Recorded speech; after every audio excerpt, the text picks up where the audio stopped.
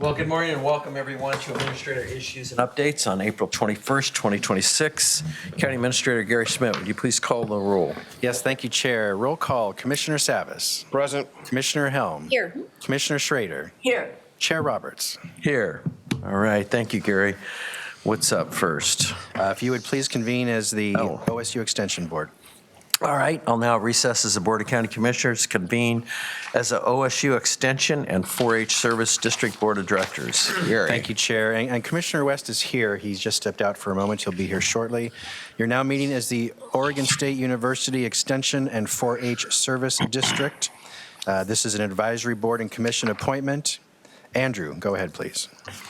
Mr. Chair, the OSU Extension and 4-H Service District Budget Committee currently has 3 openings due to term expirations. Recruitment opened to the public in January of 2026 and closed in January of 2026. 3 applications were received and 1 is recommended for appointment. The recommendation is as follows. Bishop Nixon to a first term ending April of 2029. The board could select other candidates or require further recruitment, Mr. Chair. All right, thank you. Directors, may I have a motion? So moved. Second. All right. Commissioner Salvis has moved to appoint Bishop Nixon to the District Budget Committee. Director Schrader has seconded that. Any further discussion? Seeing none, clerk, will you please call the poll? Commissioner Helm. Aye. Commissioner Schrader. Aye. Commissioner Savas. Aye. Mr. Chair. Aye. Motion passes 4-0, Mr. Chair. Thank you, Andrew. I will now adjourn as the OSU Extension and 4-H Service District Board of Directors and convene as the Hospital Facility Authority. Gary. Thank you. And also, my apologies, I want to clarify, that was the Clackamas County Extension and 4-H Service District. Oregon State University we contract with. It's not their district, it's your district. My apologies, I missed that in the script and the section. All right.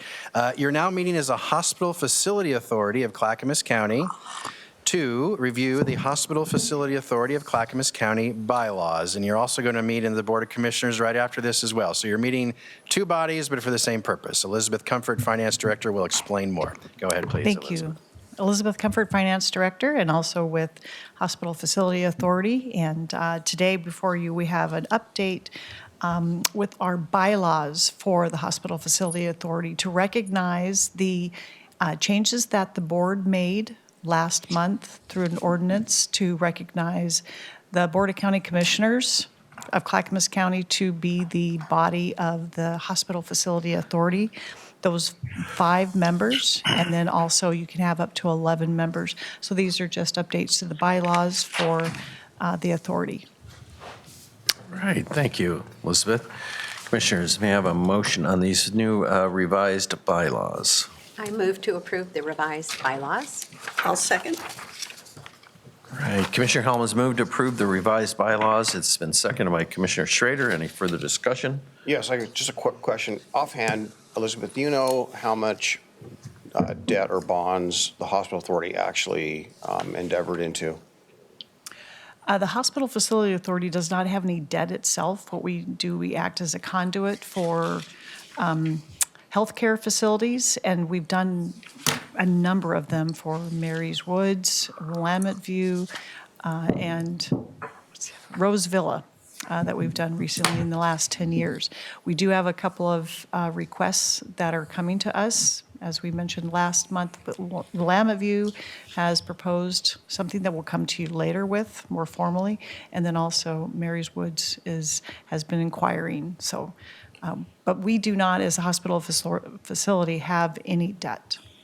Yeah, okay, thank you for that. You're right. My other question is, not a question, more of a comment. It just seems confusing to call it a hospital authority when the purposes of which the debt is reduced, or low cost debt, is for more housing on the housing side. So I'm just curious as to the hospital element versus, is it specific to a medical facility at let's say Mary Woods? So I can get probably better information for you later, but I do know that the history has been for hospital facilities, and then they branched out to healthcare. So these other facilities are residential retirement communities that have a healthcare component, so qualifies them. So sometimes you're right, it does add additional capacity, apartments for these communities. Okay, thank you. All right. Thank you, Paul. And Clerk, would you please call a poll for us now? Commissioner Helm, Aye. Commissioner Schrader, Aye. Commissioner Savas, Aye. Mr. Chair. Aye. Motion passes 4-0, Mr. Chair. And thank you. So now I get to adjourn as the Hospital Facility Authority and reconvene as Board of County Commissioners. Gary? All right, now your meeting is the Board of County Commissioners for the exact same item, which is the Hospital Facility Authority of Clackamas County bylaws. The authority just approved them. Now you're going to bless the bylaws that the authority just approved, even though you're both of those. Elizabeth, go ahead. Again, Elizabeth Comfort, Finance Director with Clackamas County. So the process is the Hospital Facility Authority takes action, and they adopt or they approve, and then it always comes to the Board of County Commissioners to finalize with approval. So again, I'm asking you to review the amended bylaws and approve the adopted bylaws that were accepted by the Hospital Facility Authority. All right, thank you again, Elizabeth. Commissioners, motion? I move to approve the revised bylaws. Second. All right, Commissioner Helm has moved to approve the revised bylaws. Commissioner Savas is second. Any further discussion? Seeing none, Clerk, will you please call the poll? Commissioner Schrader, Aye. Commissioner Helm, Aye. Commissioner Savas, Aye. Mr. Chair. Aye. Motion passes 4-0, Mr. Chair. All right, thank you, you. Elizabeth. And Gary? Thank you. Next is board appointment to the county's Internal Audit Oversight Committee. Presenting is Jody Cochran, the county's internal auditor, and there was a memo in your packet. Go ahead, please, Jody. Good morning, Chair, Commissioners, Administrator, Council. For the record, Jody Cochran, County Internal Auditor. So we did have a recent amendment, Ordinance 03-2026, that reinforced the independence of the Office of County Internal Audit through a restructuring of the Internal Audit Oversight Committee. This committee is vital to its support of the County Internal Auditor. Prior to this amendment, both the chair and the vice chair served as members on the Oversight Committee. The vice chair position is no longer a designated position, so the board continues to be represented by two members, both the chair and an appointed member. So now we're asking that the board appoint one of its members to serve on the Internal Audit Oversight Committee for a term of 2 years. That member can be reappointed as well. So respectfully asking that you nominate and appoint one of your members to serve with the chair on the Internal Audit Oversight Committee. All right, Commissioner Savas? Yeah, thank you, Jody, for this. As we have this independent auditing process, your position and all the other audit aspects have evolved. I know we're constantly making refinements, and I'll just say this because I know that both Gary, yourself, and Chair Roberts know that essentially the purpose for this is to have continuity, right? So that, because the vice chair rotates, so you never have the same vice chair, you have no continuity. And so this would bring continuity to that body. And I would just request my colleagues consider appointing myself to that. I've been involved in this for a long time, but it's been very challenging as a vice chair for only one of the 4 years to come back 4 years later and pick up where we left off. And I think that's why this refinement is well deserved, well-meaning, and I'll add a lot more effectiveness to this body. All right, and Commissioner Hill? Well, I was going to move to appoint Commissioner Savas to serve on the Internal Audit Oversight Committee. And Thank you for stepping up. And I will second that. All right. Thank you.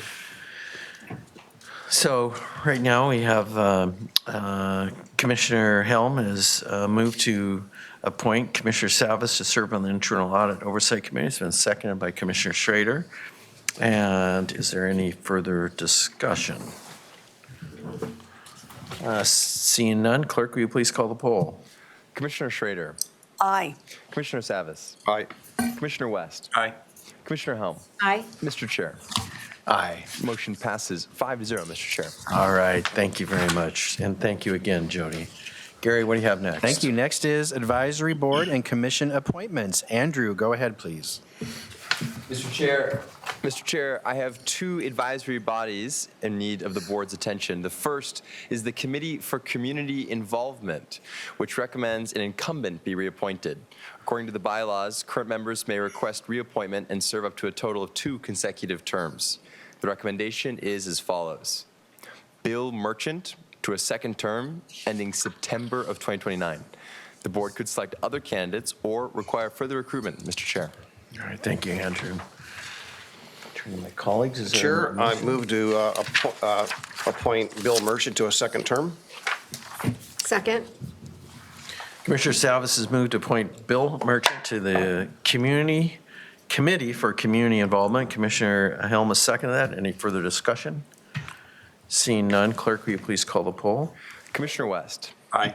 Commissioner Schrader, Aye. Commissioner Savas, Aye. Commissioner Helm, Aye. Mr. Chair. Aye. Motion passes 5-0, Mr. Chair. All right, clerk, we have a second advisory body, it looks like. Yes, Mr. Chair. The second advisory body is the County Budget Committee, which currently has one opening due to an incumbent's resignation.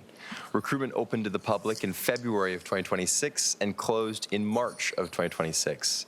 6 applications were received and 1 is recommended for appointment. The recommendation is as follows. Jeffrey Caton to a first term ending June of 2027. The board could select other candidates or require further recruitment, Mr. Chair. Thanks, Andrew. Colleagues, is there a motion on this? I move to appoint Jeffrey Caton to the Budget Committee, and he has served on the Budget Committee before, so it'll Yes. be great to have him back. Second. All right, thank you, ladies. Commissioner Schrader has moved to appoint Jeffrey Caton to the Budget Committee. Commissioner Helm has seconded that. Any further discussion on this matter? Seeing none, clerk, will you please call the poll? Commissioner West, Aye. Commissioner Savas, Aye. Commissioner Helm, Aye. Commissioner Schrader, Aye. Mr. Chair. Aye. Motion passes 5-0, Mr. Chair. And Gary, what do we have next for us? Thank you. Next is International City County Management Association dues for the county administrator. That is me. I'm seeking your approval to allow me to use county resources to pay for my annual membership dues in the ICMA. The cost is $1,200 for a one-year membership. It is budgeted in our office. Does come from county general funds. I'm asking you each year because I failed to include this in my employment contract. Therefore, because you're my supervisors, I'm asking your permission to use public dollars to pay for my membership dues. I find my membership in this association very valuable. It helps me to be a better county administrator. I go to some of the conferences, I get a magazine, I have webinars that I can join for free as a member, and I find it very, very valuable. So I'm respectfully asking your permission, your approval, to spend $1,200 of budgeted county general funds on my annual dues, please. Thank you. All right, thank you. Commissioners, questions or a motion? Any questions? Okay. I move to approve the ICMA dues for our county administrator.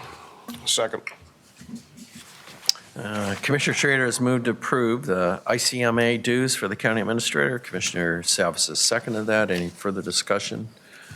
Seeing none, clerk, will you please call the poll? Commissioner Helm, Aye. Commissioner Schrader, Aye. Commissioner Savas, Aye. Commissioner West, Aye. Mr. Chair. Aye. Motion passes 5-0, Mr. Chair. Congratulations, Gary. Thank you, Commissioners. I really appreciate that very much. Thank you. Next is review of your board business meeting agenda for this Thursday, April 23rd, 2026. April 23rd, 2026 is Take Your Child to Work Day across the United States. Clackamas County is allowing individual departments to participate if they choose. And I'd like to have, at your business meeting, we'll have a quick presentation to recognize that day. And those employees that brought their children, we'll bring them in the room to take a photo with you. Maybe at the dais, they could sit in your chairs if you'd like. But we'll have that presentation on Thursday. Public communication, Housing Authority consent agenda. A presentation from the Association of Oregon Counties. The Executive Director, Gina Nickel, will be here. And so she'll give a brief presentation and answer your questions items for you at the meeting. You'll have 3 public hearings.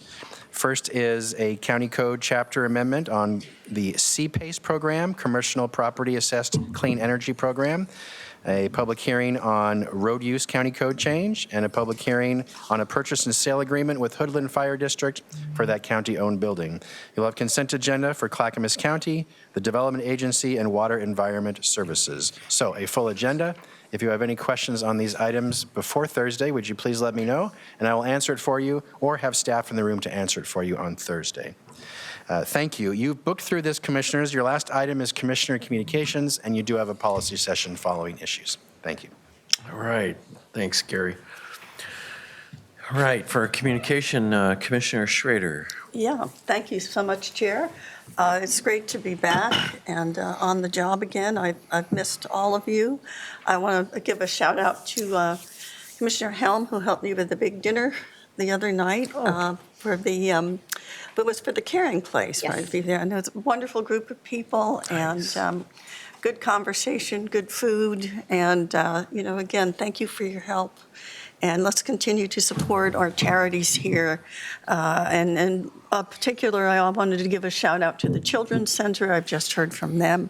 Again, just checking in because that is, again, another one of our initiatives that we worked with abused children. And that you've been a champion of that, Craig, for years and years and years.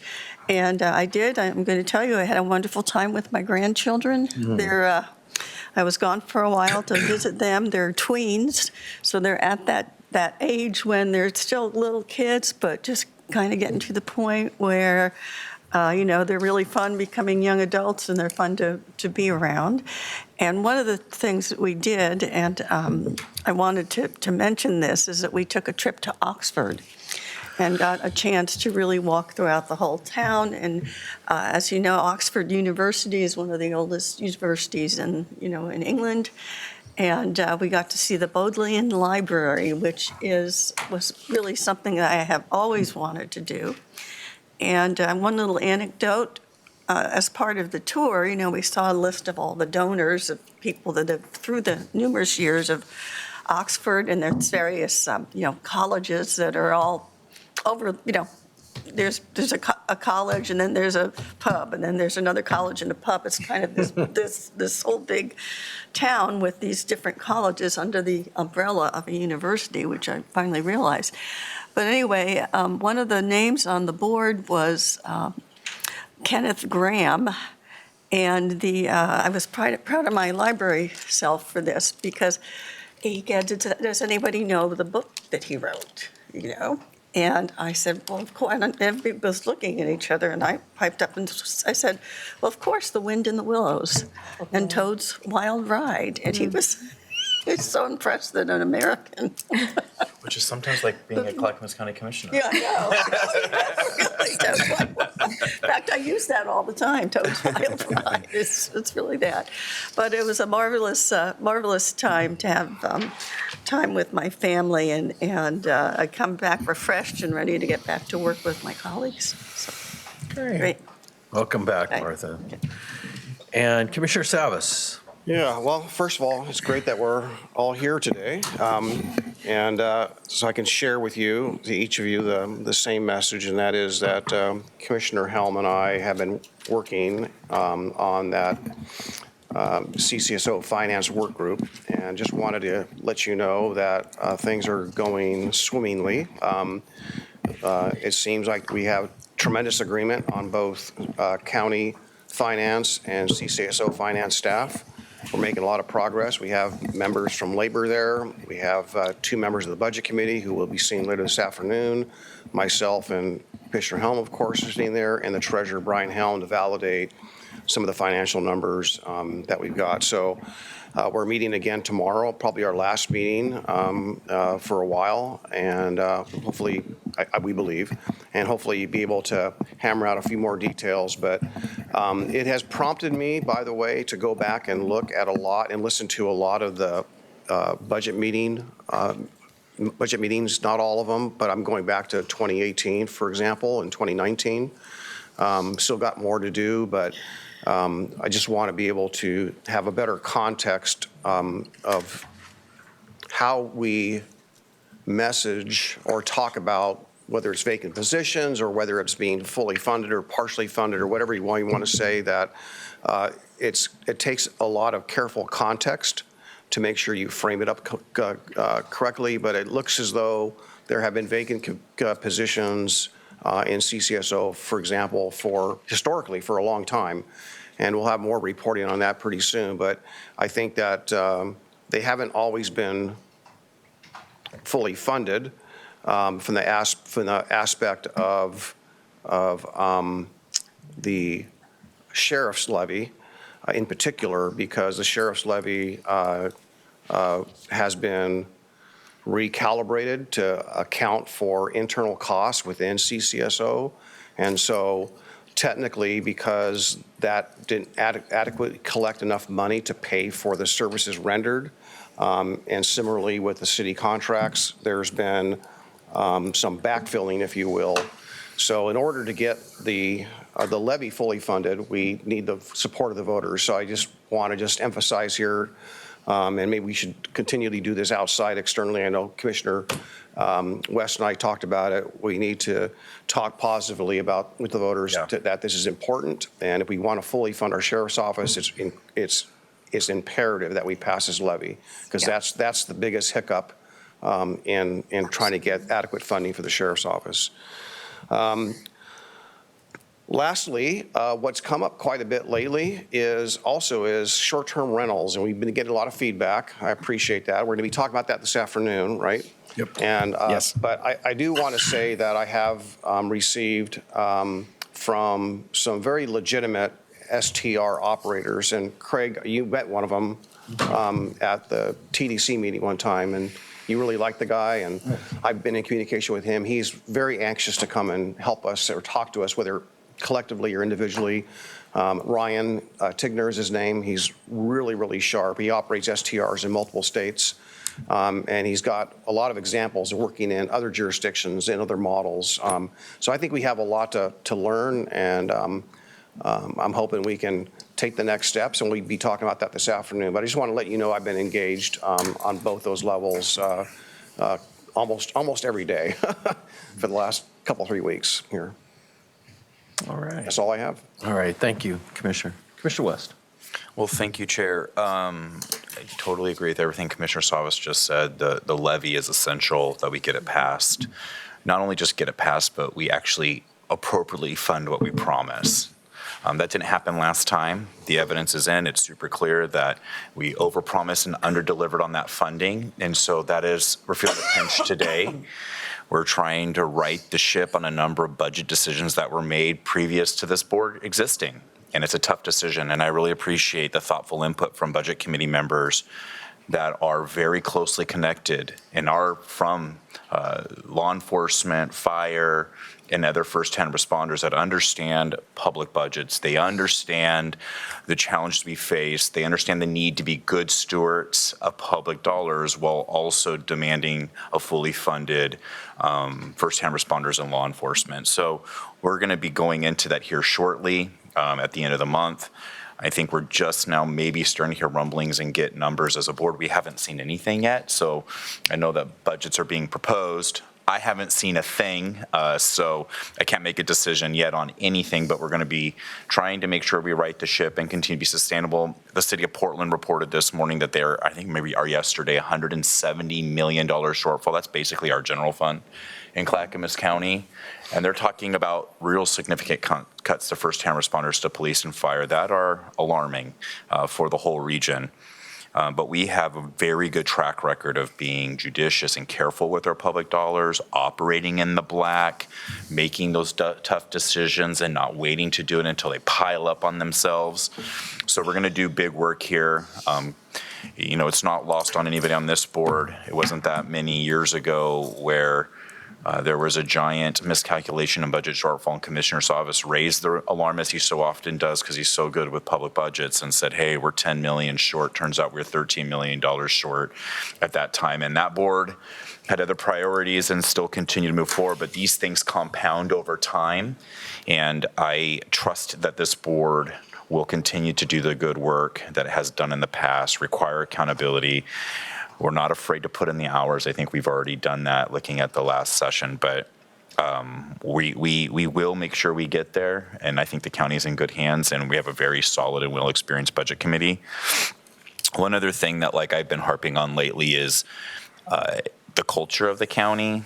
This came up today. I gave everybody this book. It's called Give 'Em the Pickle, and many of you here in watching or that live in Clackamas County, Portland area, you guys had your birthday parties or your children had their birthday parties at Farrell's Ice Cream Parlor. It was this nostalgic, turn-of-the-century, fun ice cream parlor where you could also grab a meal and have dinner with your family. It was a fantastic place. The first one was opened here in Portland, kind of a legacy business here on the West Coast that became famous for good reasons and known for its good customer service.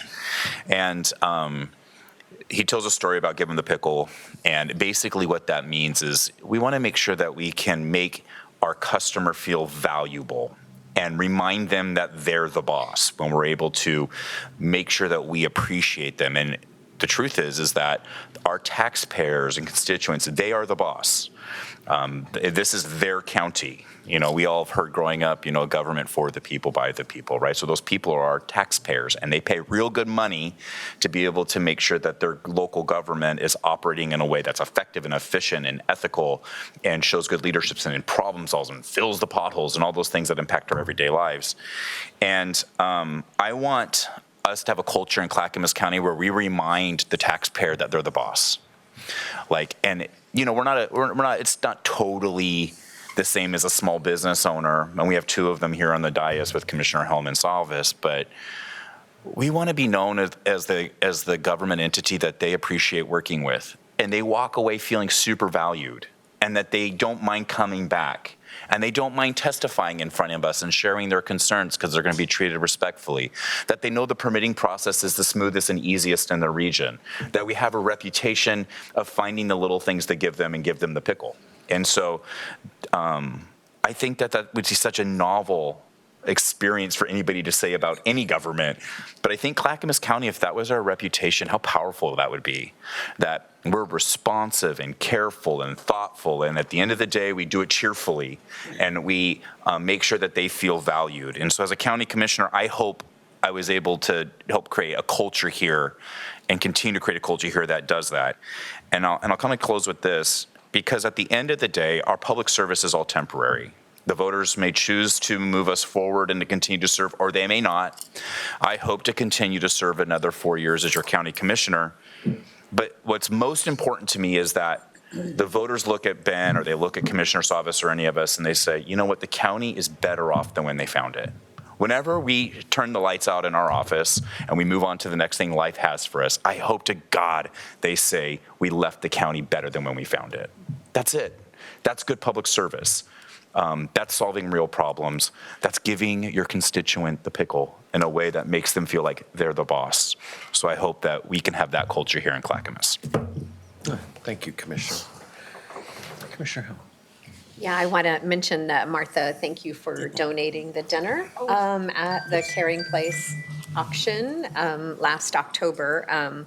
It was kind of a cute story because I got into a bidding war with someone who I didn't know behind, and on the table behind me, and I kept raising my paddle, and it was getting rather high. I'm not sure how much one of your dinners has gone for, but It's one of the. I think it might be one of the highest. But anyway, the gal behind me, I turned around at one point and I said, how bad do you want it? And she goes, I go, because I've had her food and it is really good. So she raises her paddle like one last time. And so at the end, she came over and asked me to come to dinner with my date as well. So we attended on Sunday at your house. So it was a lovely evening. They in turn invited their friends. Very lovely group of people. It was fun. I love meeting new people and learning about what they do and how they give back to the community. This was this is a very nice group of people that really believe wholeheartedly in giving back to their community. So very cool. Chair Roberts and I went to D.C. last week. It was a whirlwind 48 hours in D.C. I think it was a very successful trip, I felt. we covered really just basically three things. It was the Sunrise Corridor, the build grant, the West Interceptor monies, and then the BLM land issue that we're still in conversation with. I do want to say there's people out there, I know you go, it's what a waste of taxpayer dollars. Why would you fly to DC when you can do it by Zoom? And to me, when you're asking for many millions of dollars from the federal government, you should do it in person, and shake their hands and look them in the eye and explain your reasoning. And it's not a Zoom meeting. There's a lot of Zoom meetings I do attend all day long, but this is a time where I think we're developing relationships with some of our newer House members and our other congressional leaders. So I'll let you expand on that a little bit more. And then I attended the Children's Center Gala on Friday evening, which is also one of those organizations near and dear to my heart who do such good work in Clackamas County. So it was a lovely event, and it was a busy week. It was a busy week. So back to you, Chair. Right. Just a couple of quick comments. And first of all, it was a pleasure to go to DC. And let me just say it wasn't a cakewalk. We were up early. We were basically meeting with our lobbyists back there. And I just have to say why it is so important that the county also has the lobbyist, Summit Strategies, and also a shout out to Trent Wilson. There was a ton of preparation before we went to DC. We had excellent talking points. We also wanted to take the time to thank our leaders in DC for the funding that we've gotten. So it was a chance to say thank you. We talked about the recovery campus. We also met with leaders at BLM about ONC funding, and thank you, Commissioner West. I know you've been working on that. And so it was definitely, I felt beneficial for the county that we were able to kind of highlight our successes, where we really needed funding that was critical for the entire county. And it was busy and rewarding. It was, again, thank you. Commissioner Helm always has great questions and was able to really emphasize the need for the funding for the county in a very articulate way. So that was really great to partner with you on that trip. So we're going to shift to talk about another topic. So I kind of want to wrap it up here so we can move on. So I'm going to go ahead and conclude the administrative issues and updates. We'll now proceed directly to our first policy session. So in order to do that, I need to recess as a Board of County Commissioners, convene as the North Clackamas Parks and Rec District Board of Directors, and I'm going to turn to Gary. Thank you, Chair. This is your first policy session of the day. You are meeting as the North Clackamas Parks and Recreation District Board of Directors. This is briefing on the North Clackamas Parks and Recreation District, funding strategies, and proposed polling. Kia Selly, the Director of NCPRD, and Nathan Henry from the Trust for Public Land will present. This is meant to be an informational update, but we do want to seek your general guidance on next steps. Kia, go ahead, please. Thank you, Gary. Good morning, Chair Roberts and directors. My name is Kia Selly. I'm the NCPRD District Director. I'm here today with Nathan Henry and Andrew DeMullen from the Trust for Public Land. Andrew is joining remotely this morning. Mr. Henry is the Western Conservation Finance Director for the Trust for Public Land, and Mr. DeMullen is the Research Director. Thank you for this opportunity to provide an informational update on the first phase of the technical assistance work being led by the Trust for Public Land. Last October, the board authorized staff to hire consultant services to conduct research on the district funding structure to improve the long-term financial sustainability and stability of the district. In January, the board approved a letter to the Trust for Public Land requesting technical assistance that would result in a comprehensive funding strategy for the district. This work is being provided by the Trust for Public Land free of charge. This work includes 3 phases. Phase 1 is the preparation of the Public Finance Feasibility Study, which we're here to talk with you today about. Phase 2 is a community preference assessment, essentially polling. And if the polling indicates that the community is supportive of a funding measure, then phase 3 would be implementation of a ballot measure. And that would include the specific purpose of the funds, the duration of the measure, the timing of the vote, the ballot language, and any accountability protocols. So that might include something like an oversight committee. Before you today, as I mentioned earlier, is the Phase 1 deliverable, the Public Finance Feasibility Study. This study provides a comprehensive analysis of public funding options to support existing NCPRD district programs. It explores the legal and political processes for implementation and evaluates various alternatives considering ballot measure history, constitutional and statutory limitations, and fiscal conditions and forecasts. The context of this study, which we've talked a lot about in the past, is that of the 5 park and recreation districts in the state of Oregon, NCPRD has the lowest tax rate at 54 cents per 1,000 of assessed value. With this low permanent tax rate that has not increased since 1990 when the district was formed, expenses are increasing faster than the revenues, largely due to inflation. NCPRD has never passed a levy or a planned bond measure. Without additional operational funding, NCPRD will be required to make ongoing budget cuts year over year. And right now, we are forecasting a fiscal cliff in fiscal year 2031-32. And when we reach that cliff, we expect to need to make more significant cuts, which may result in things like facility closures or closure of park amenities. Now I'll pass the presentation to Mr. Henry and Mr. DeMullen to summarize the findings of the feasibility study and next steps. Thank you, Director Sully. So TPL's feasibility report analyzes 3 potential finance options for NCPRD to consider: a local option levy, general obligation bonds, and an increase to the permanent tax rate of the district.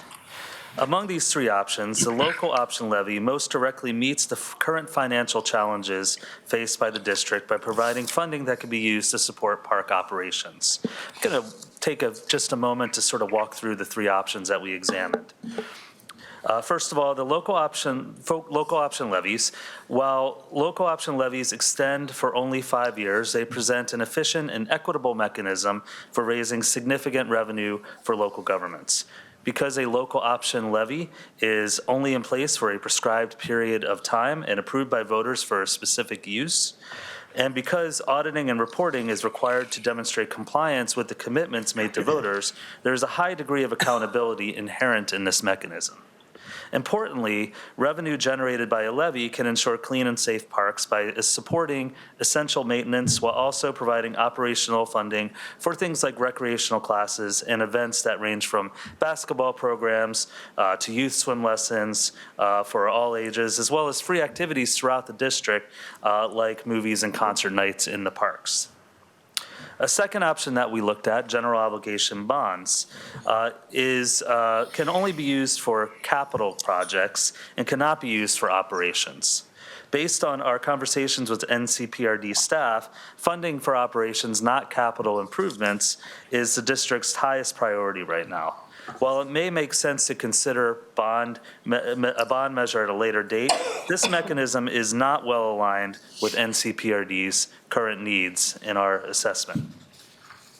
The third option we looked at is an increase in the permanent tax rate for the district, which Director Sully noted was at 54 cents and has never been increased. This would also provide funding for operations, but it would require reforming the district and the election of a new board of directors. It would be a much more complicated and confusing process with multiple steps, both for the district and for voters, and also would require voters to support an open-ended rather than a time-limited tax increase. An increase to the permanent tax rate of this nature was attempted by NCPRD in November 2014, and it failed to pass. For this reason, there is a greater risk in seeking a measure that seeks a permanent increase in the tax rate. The next step of TPL's process is to assess community preferences. Based on our review of the feasibility study, we would recommend conducting a survey gauging support for a 5-year local option levy. This survey would allow us an opportunity to assess voter attitudes towards a modest 5-year levy, develop potential ballot language, and evaluate community priorities. As Director Selly noted earlier, this survey will be conducted by TPL without charge to the district. And turn things back to you, Director Selly. So thank you, Mr. Henry. I want to reiterate our appreciation for TPL's support of this process. Their ballot measure success rate of over 80% is a testament to their commitment to districts like ours to find viable funding solutions, but also their commitment to the voters to listen to them and act appropriately. Staff will communicate the findings of the survey to board members and will also solicit feedback from the NCPRD District Advisory Committee. We expect to provide this feedback to you in June. And really, this is to help the board with their decision-making as to whether to move forward with Phase 3 of the TPL work, developing ballot language. This concludes my staff report, and we're happy to take any questions. All right. I know we have some questions. Go ahead, Commissioner Savas. Yeah, just more of a comment. I appreciate meeting you in the January meeting we had where we kind of authorized you or green-lighted you to do this project, and appreciate the fact that it's been accepted and you're covering the cost for this, which is awesome, and you have expertise in just this area of public service, parks and so forth. So I couldn't be actually more excited, frankly, that we got the right people for the right job, and again, your experience level with this. Your conclusion and your report, I think makes a lot of sense with me and resonates with me. And I just would just like to see you continue to do the work as you prescribe. You're the experts at this, and that's really all I have to say other than a big thank you. Thank you very much. Questions? I had a couple questions. One of the questions I had to do with, you talked about in 2014 it failed, and I always like to look back and kind of say, hey, what didn't go well, or what was the perception at that time, and maybe you could talk just a little bit about that. I had another question after that, maybe. Sure. So we were involved in the 2014 measure, and there was significant polling done before that effort as well. The polling actually for that, there were multiple polls done, indicated that it would be a tough path to pass the measure. And it ended up failing with, I think, 46% of the vote. One of the things that is complex about a permanent tax rate increase is when you put a measure on the ballot, you have very limited real estate, so to speak, on your ballot question and your summary, talking about what the measure does. That's really the most important piece of information that voters see when they go into the voting, well, I guess in Oregon, when they fill out their ballots in the mail. And so when you are doing a complex process like reorganizing the district, where you have to explain what you're doing, you also are adding numerous additional offices to the ballot. It's just a much more complex process. You're running out of space. You're spending so much kind of energy and effort and space and words explaining what the permanent increase does and reorganizing the district that you have a lot less opportunity to talk about what the measure actually does, which is ensuring safe, clean parks and a host of other positive attributes to the measure. In my opinion, I think that played a role in why the 2014 measure likely failed. Okay, go ahead. Chair Roberts, if I may, thank you for that question. I think that's a really important question for us to answer today. So just to add to Mr. Henry's response is that what he's talking about with the complexity, we would need to basically reform the district with a higher tax rate. We would also need to ask the voters to elect a new board of directors, because all of you sit as Clackamas County Commissioners and the NCPRD Board of Directors. So if we were to reform the district and change the governance effectively, there would be a whole slate of directors that would need to be elected as well. So that contributes to the complexity. And my second question was, had to do with polling and the timing of it. And I know it's a very tough economic time right now, and kind of in your professional experience, when would you recommend that? And kind of trying to understand your thoughts on that. It's always a tough thing to figure out. One of the things that we would want to make sure is the poll is most importantly there to guide your decision-making process. So the most important consideration is just to make sure that we're polling with enough time for you to be able to digest the results and then decide on a course of action. Because as Director Selly noted, there is a third phase to this, which is actually developing the ballot language, developing the measure that you're putting onto the ballot. So we would recommend not waiting too long because we want to make sure that there's sufficient time for that process to occur. So it doesn't necessarily mean we have to go in today, but I would recommend an expeditious timeline just because time is really the one asset we have that is inflexible in this process. And see if you have anything to add to that. I think the only minor detail I would add is, well, perhaps it's a major detail in my line of work, is community engagement. So once we begin this polling work and get some initial results, we can share those initial results, of course, with all of you, but also, as importantly, our NCPRD District Advisory Committee. We'd really like to share those polling highlights with them and gather their feedback because they've been important advisors to all of you as board of directors. So we want to make sure that we have enough time to process this with the community. And so if we do the polling work now, we have a good portion of the summer to do that engagement work.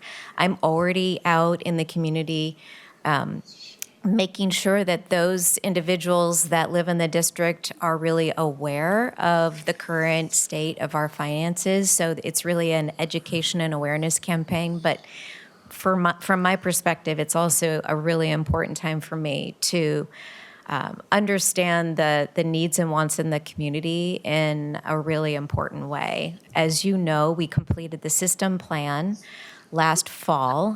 This was our first 20-year plan since 2004, and that really clearly defined the needs and wants of the community. But I think it's important for me as director to go out and really face-to-face talk with community members. So again, making sure that we're staying on our timeline, but engaging the community thoroughly is a high priority.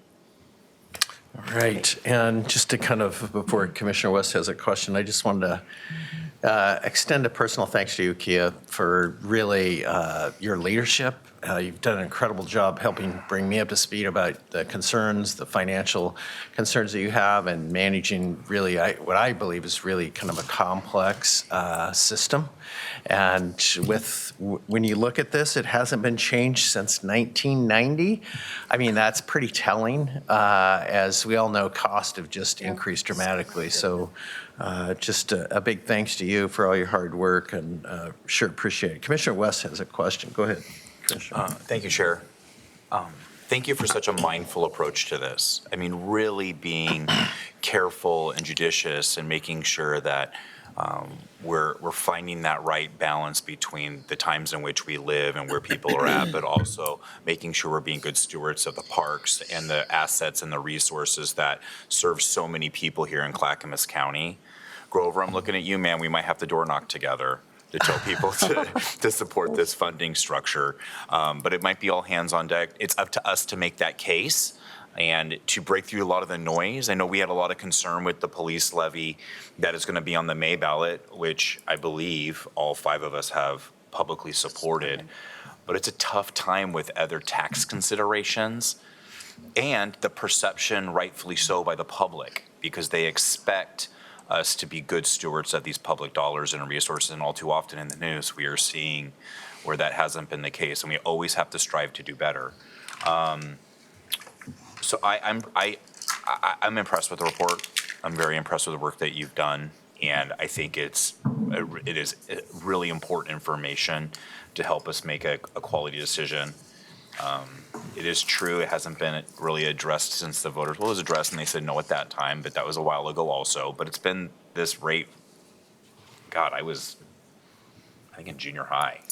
You're going to do that again, aren't you? Yeah, sorry.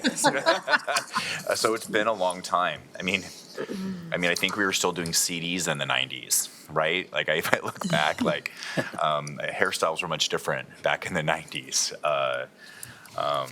So we're in a different millennia in the 90s. So I do support this.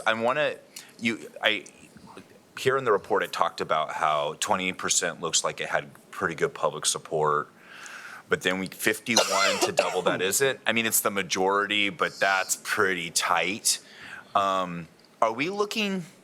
But I'm asking this question this way because I want to make sure that we are not over-promising and under-delivering, because we've seen that with the police levy. Overpromised, didn't fund it appropriately, the formula was broken, it was for political reasons, and now down the line we suffer for that. I just want to be honest with the voters that, hey, if you, at this rate, this is what you can expect, and we will maintain that expectation. You can count on it. I want the voters to know they can count on what we're going to deliver. We've already done a lot with a little, but I want to make sure that that's how we approach this. So if we say we can double it, that they know what they're going to get versus what they're not going to get. So I think that's been a pretty consistent voice from this board when we look for something like this. So those are kind of my thoughts, but I want to, and my other concern is, I'm concerned that some elected officials, specifically out of the city of Milwaukee, may oppose this for ridiculous reasons. We already had it fail once. Like, there's tension there politically, and it's not because it's what's best for the Parks District. It's just politics and feelings. And so, do you guys, when you advise going out for a bond and communicating that stronger political opposition from other electeds within the district, like from the city of Milwaukee, are we accounting for some of that within our messaging? And then how do you recommend we maybe navigate those waters? Well, our polling will show whether there is reticence among voters in Milwaukee for proceeding to a measure, which I think, given that public statements have been made, will sort of, if the potential opposition from some political figures in Milwaukee is actually catching on with voters, that will be somewhat evident in our survey. We'll be able to see it. Yeah, because there would be a dramatically lower support for the measure in Milwaukee.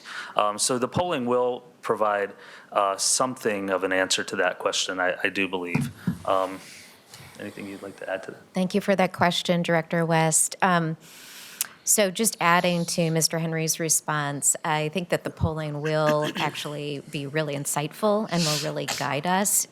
We need to listen to the voters as to whether or not we go to phase 3, the next step, for sure. From my perspective, I would hope that the community will really look to the system plan, needs and wants, and I know today, I can tell you with certainty that we will not be able to deliver on those needs and wants with a 1990 tax rate. That is the lowest of the major park and rec districts in the state at 54 cents per thousand of assessed value. We just can't. Community really wants and needs these things from a park and recreation district. So I am hoping that we will all support that direction. Now, again, I want to make sure that we proceed carefully because this is a challenging time financially for a lot of families. And we keep our fees, as we've talked with you about before, at a very competitive level because we don't want to basically price our community out of the market. So So we think we're delivering on a product and a service that is very cost-effective. Again, we hope that the community will rally around that initiative and will leave aside some of the other concerns and political differences. Because again, NCPRD provides essential park and recreation for the community, and I hope that politics won't prevail. Yeah. I think there's clear evidence also that safe, livable communities and that safety piece is super tied to opportunities within parks districts and libraries and community centers. It's about literal community vibrancy and giving and community keeps people from falling into making decisions that not only harms themselves but can harm the community. So we're taking care of our neighbor by providing these services, and we can't do it at 1990 levels. I'm just a little cautious and concerned, and we have to think about it because there's already public opposition from elected officials out of Milwaukee to the police levy that's on the ballot right now during this sentiment, and it would be catastrophic to all of Clackamas County and the region if the police levy doesn't pass. And so sometimes we have to look beyond politics and talk about people and what that impact is, and just govern well. And so that's part of my concern. And I've already heard rumblings from that same cohort that is looking to potentially be oppositional or hang that over our head as a threat. But what we're doing is we're just not serving people at that point. And so I want to be able to navigate through that mist or that morass if it does kind of rear up. And that's part of my concern. It could be a real barrier is why I bring it up. Thank you. All right, Commissioner Savas. Yeah, I just wanted to reinforce the comments made earlier with regard to the complication of the 2014 measure, which included the governance change. There's members like myself and even in the room that were there at the time and voted for that, and what we heard overwhelmingly was confusion, right? Because there's so many different moving pieces. What does this mean? Oh, I'm pointing out a change of governance and also a tax rate. So it was too much. And I think we learned a lot from that. And, the polling at the time, as mentioned, was pretty, we knew it was going to be a challenge. And it turned out, again, to be too complex and weren't able to get it over the hump. So I think the approach I heard here today, I think is the right one. And I think the polling will definitely tease out where this voter sentiment is and their tolerance to any increases, and we'll get a realistic look of what people think and measure. So, I do want to say that the momentum we currently have with the district is pretty positive. There's a lot of positive energy out there right now that we need to capitalize on. It may not be there 2 years from now. We need to do this on an even numbered year, I believe. Is that correct? Or No, you could actually do a ballot measure in an odd year as well. Okay, and what was the other one? As far as to what Commissioner West's concerns are with the neighboring jurisdiction, I really think that there's more upside to having this pass for the city of Milwaukee and its residents than there is downside. And I think that if we can work together closely to rationalize this and work in concert with one another as reasonable people, I think hopefully reasonable minds will prevail and understand whether it's this or it's public safety, whatever it is, that if you look at the math, just look at the math, the truth is there. It's concerns about subsidies or one way or another. I think it'll prove to show that the city of Milwaukee will actually benefit from this more so than the others. Okay. Right. Gary, you had a comment, I think. Yes, thank you. Back to polling. We all agree polling is a critical data point for the board and the public to make a decision. However, when is the right timing, especially with a May election coming up in Oregon? When do you anticipate actually doing this polling? Have you figured that out yet? We are in the process of actually writing the questions right now. So we are setting to be prepared to field the survey as early as the end of this week or early next week, if we think that's the best time to do it. Again, I would recommend, making sure that there is enough time on the back end to do all of the decision making.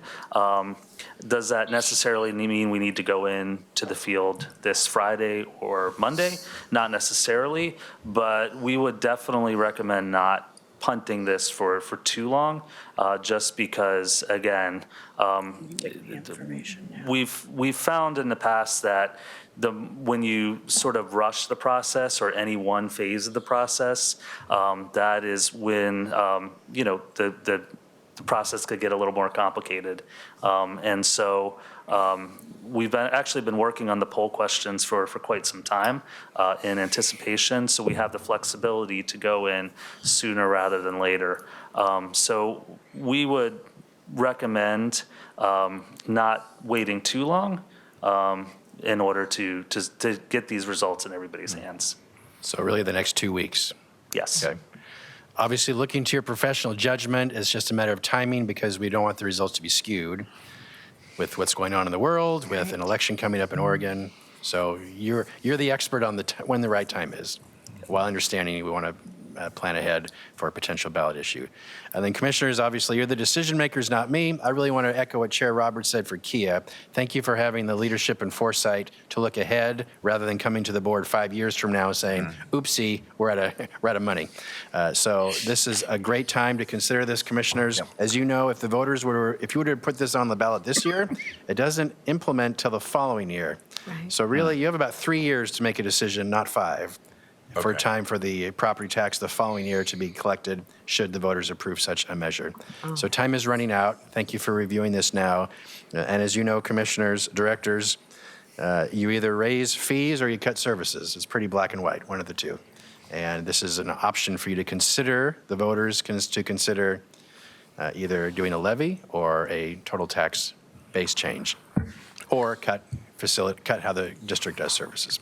So thank you, Chair, for allowing me to ask. Yeah, just one follow-up, Gary. I know that you talked about the governance structure and kind of how that's complicated, but according to Gary and others who've kind of educated me, we're kind of a unique county that structure is still under the county. I do think it's important, perhaps in the polling, to really assess what the public's perception is. Would they rather perceive it handled outside of the structure of the county like others? Even though we might not be able to go out for that, that might be a direction we want to head. I know that I was kind of surprised when I heard that we're kind of unique in that area. And I did, just kind of for the public's edification, kind of also wanted to highlight Ben's tax rate is $1.46. Again, North Clackamas Parks is 54 cents. Willamina is $2.01. Chehalem is 91 cents. And it just kind of gives you really the drastic difference in where we're at. And then I think the other thing is I've taken more time, I'll be honest with you. I've probably checked out parks more in the last year than I have in my entire life. And I will just say what is kind of energizing is seeing young families with children in the parks, utilizing them. You can really see that they do take advantage of it and the importance of it in our communities. So I've been visiting them more because of you, Kia. And I also have my colleague down here, Commissioner West, has another comment or question. Just like a super quick question about polling. There's such it's coming to a fever pitch. It's really bubbling up, this kind of anti-tax sentiment, I think, across political lines in Oregon. I think we could just see that in the news. I mean, it's kind of obvious. We can see with our own eyes. And then good things where we need to do good stewardship, that we need to update things. It's not the same thing. It gets caught up in this, right? We right now have the $4 billion transportation tax on the May ballot too, and across party lines, it's not popular. We know that, right? And so then I look at these other things where we're just doing good local work that need to be maintained and move forward. They can get caught up in this. We look at the last election cycle. We saw things fail in school boards and in special districts we never thought would, or be very, very closer than they ever were, because there's a sentiment. So getting to my question around polling, Can we test that a little bit too, just the appetite of where these individuals are, without specifically like talking about this, but really getting a sense of like, is the electorate even open to having this conversation right now? And if we did, does it help guide that messaging? Where does polling say, hey, if we talk about it this way, we're probably going to we're going to get there, but if we got to be careful to differentiate from over here, I don't know if that's also something we look at. Yeah, so the polling will be structured in such a way that, so we're actually going to test the proposed ballot language, Okay. Which will bake in a certain level of a tax increase into the actual question. So that the answer to that question alone will be by far the single most revealing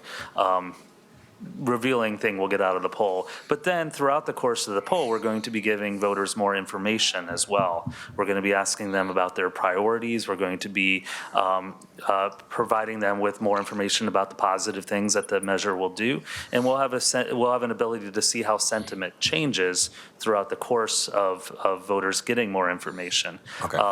And so I think that process, the fact that it's not just a one question survey, but it's, slowly giving voters more information, reassessing their views as they hear more, sort of simulating what would actually happen in the real world as something is put on the ballot, as the district is giving people facts and information about the measure, as advocates are talking about it in the fall. So I think that will provide some insight into exactly the question that you raised, whether there is a sort of a desire among voters to be willing to pay higher taxes for these important services. And who are we polling? Are we like likely voters in off year May primary, and that's who we're talking to? Or are we just like registered voters, or how do we know we're talking to the right voters that are going to turn out? We will we'll be talking to likely November 2026 voters. Okay. And so the pollsters, we actually have a bipartisan polling team. We have a pollster that's more conservative leaning and a pollster that's more progressive leaning. Okay. That are working together on this survey. And so they'll use an actual voter file to pull out the sample for the survey, and that file will be screened for likely voters. So we'll have a pretty good idea that the voters will be likely to vote this fall. It'll also be a representative sample of the district regionally, so it'll be pulled appropriately from the population of the district, and the demographics will also line up with the known demographics of the district. A lot of that information is actually on the voter file. One last question. Do we ever do focus groups in this process? Or is that something that would make sense? It could. So what I always say is focus groups are polling is very good at telling us what voters think. Focus groups are very good at telling why voters think it. What I would likely suggest is, it is possible we could do the poll and find that the appetite isn't there. That would potentially be a good opportunity afterwards to conduct some focus groups to figure out what's driving that sentiment. Thank you. Commissioner Helm. Go ahead, Kia. Oh, thank you, Director Seth. Helm. Just to add to the response for your question, Director West, I wanted just to make a point that we definitely will have an opportunity to engage a broader range of stakeholders in June. We plan to hold a special district advisory committee meeting and invite a broader range of community stakeholders for a roundtable discussion. So that could operate a little bit like a focus group too, but I just want to underscore the importance of the point that Mr. Henry made about if we hear from voters that they don't have an appetite for a ballot measure this fall, then we will continue to have engagement with the community as to why, what, and maybe when again. And I also want to say from a staff perspective that we are putting together a millage rate increase that really is the most conservative amount that we think we can operate with to avoid that fiscal cliff, but also deliver on some of those most popular needs and wants that were described in the system plan. So we're really trying to thread the needle, if you will.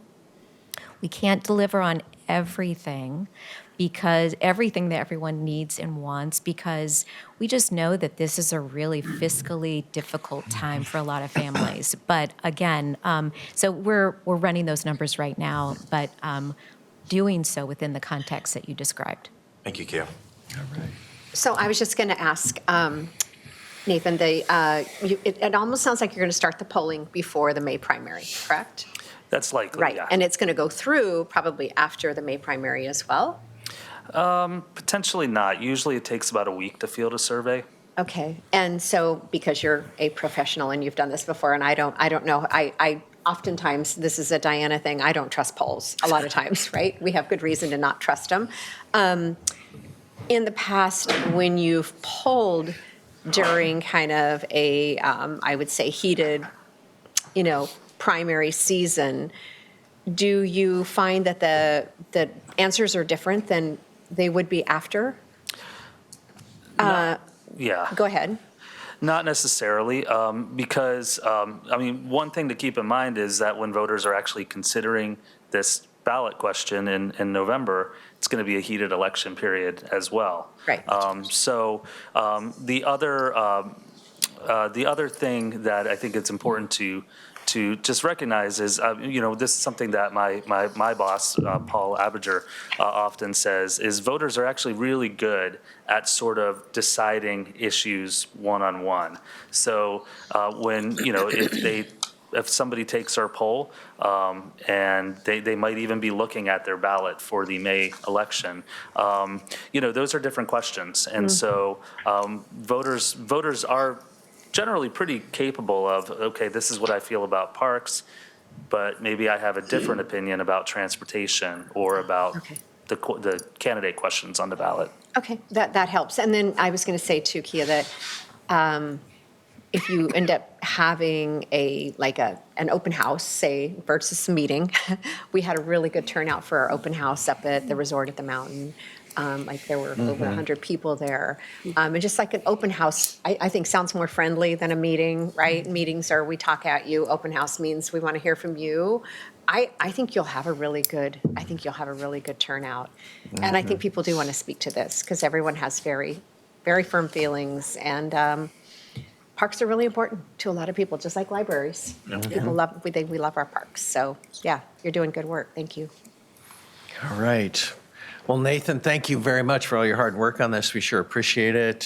Thank you, Kia. And unless there's hear anything else, we'll go ahead and move on. This has been information update only. And again, we'll now adjourn as the North Clackamas Parks and Rec District Board of Directors reconvenes the Board of County Commissioners. I turn to Gary. Do you have anything else? That is it for this morning's session. All right, this is going to conclude our business meeting this morning. We'll begin this afternoon with a Budget Committee meeting at 1:30, and we'll conclude this meeting.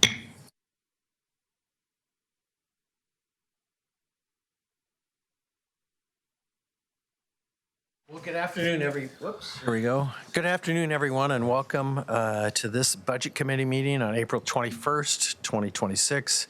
County Administrator Gary Schmidt, will you please call the roll for us? Yes, thank you, Chair. And this is the Clackamas County Budget Committee, which includes the 5 county commissioners and 5 members of the public. Roll call. We'll start with commissioners. Commissioner West. Here. Commissioner Schrader. Here? Commissioner Helm. Here. Commissioner Savas. Present. Chair Roberts. Here. And the public members, and welcome to the new member of the Budget Committee, just appointed this morning, Mr. Jeff Caton. Welcome, Mr. Caton. Roll Here. call. Mr. Rhodes. Here. Mr. Karn. Here. Mr. Cernak. Here. And Ms. Rader is on her way, and she's the final member of the committee. Back to you, Chair. All right, thank you, Gary. Would you introduce our first agenda item? Yes, thank you, Chair, and I will walk through the agenda for you today, and staff will come up as appropriate. First item is approval of the Budget Committee meeting minutes from your last meeting on February 10, 2026. The minutes were included in your packet. Seeking a motion to approve, or if there are any edits to be made, would you please share those? All right. I'll note, I'm marked as absent. I did arrive about halfway through. I don't know if you want to update that or not. Yes, we will do that. Thank you. I'll second. Okay. Well, that was, Oh, sorry, that was just an edit, yes. Any other edits or changes to be made? And if not, would someone make a motion including the edit, please? I move that we accept the edited minutes. Second. All right. Budget Committee member Rhodes has moved to approve the Budget Committee meeting minutes for February 10th, 2026. Commissioner West has seconded that motion. Any further discussion? Seeing none, clerk, would you please call the poll? Commissioner Savas. Aye. Commissioner Helm. Aye.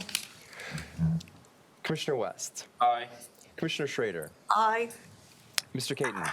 Aye. Mr. Rhodes. Aye. Mr. Karn. Aye.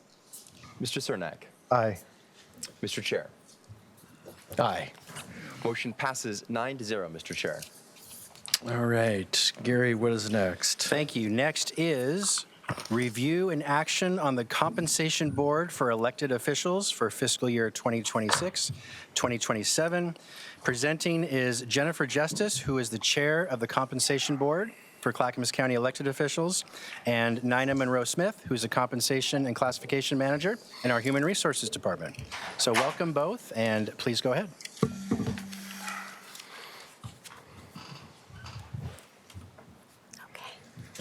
Good afternoon, commissioners and budget committee members. My name is Nina Monroe Smith. As part of my current role as the county's classification and compensation manager, I am also the staff liaison to the compensation board. Also here presenting with me is Jennifer Justice, this year's compensation board chair. We are here today to present the compensation board for elected officials' recommendations for fiscal year 2026 and 27. This afternoon, we're going to provide you an overview of the board's role, the process followed this year, and the recommendations that resulted from that work. The compensation board is composed of community members who reside, work, and/or own property in Clackamas County. Per the ORS that guides them, they must have professional experience in human resources and compensation management. The compensation board members this year are Jennifer Justice, who completed her first year of her first term, and Amy Smith, who completed her 4-year term, her first term. The board was supported by staff support from Clackamas County Human Resources, Danielle Mache and Aaron Brayman, who collected data, did research and analysis to support the board. I would also like to recognize Evelyn Miner-Lawrence and Heather Pedersen, the Human Resources Director and Deputy Director, who provided support. The compensation board for elected officials process is required by Oregon Revised Statute 204.112.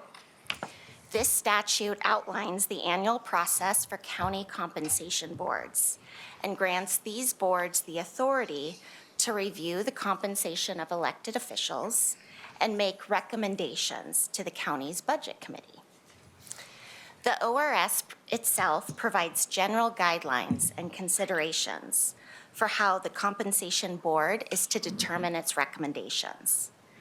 This includes a review of comparable positions within the labor market, and the ORS states it can be in the public or private sector, as well as internal alignment with individuals managed by those elected officials, and with other appointed employees serving in positions with similar roles. All of these factors were reviewed and considered by the compensation board. The ORS also details what factors could be considered, things like staff size, budget size, scope, responsibility. The ORS does not require or indicate as a factor consideration of how the position is funded. As a result, the compensation board does not steer their recommendations based on budget, nor do they base these decisions on the person in the position, but the actual positions themselves. The statute also provides specific direction regarding the sheriff's position, stating that the sheriff's salary shall be fixed at an amount not less than any member of the sheriff's department. It is then the compensation board's responsibility to submit its recommendations to the county's budget committee for review and approval. That is why we are here today.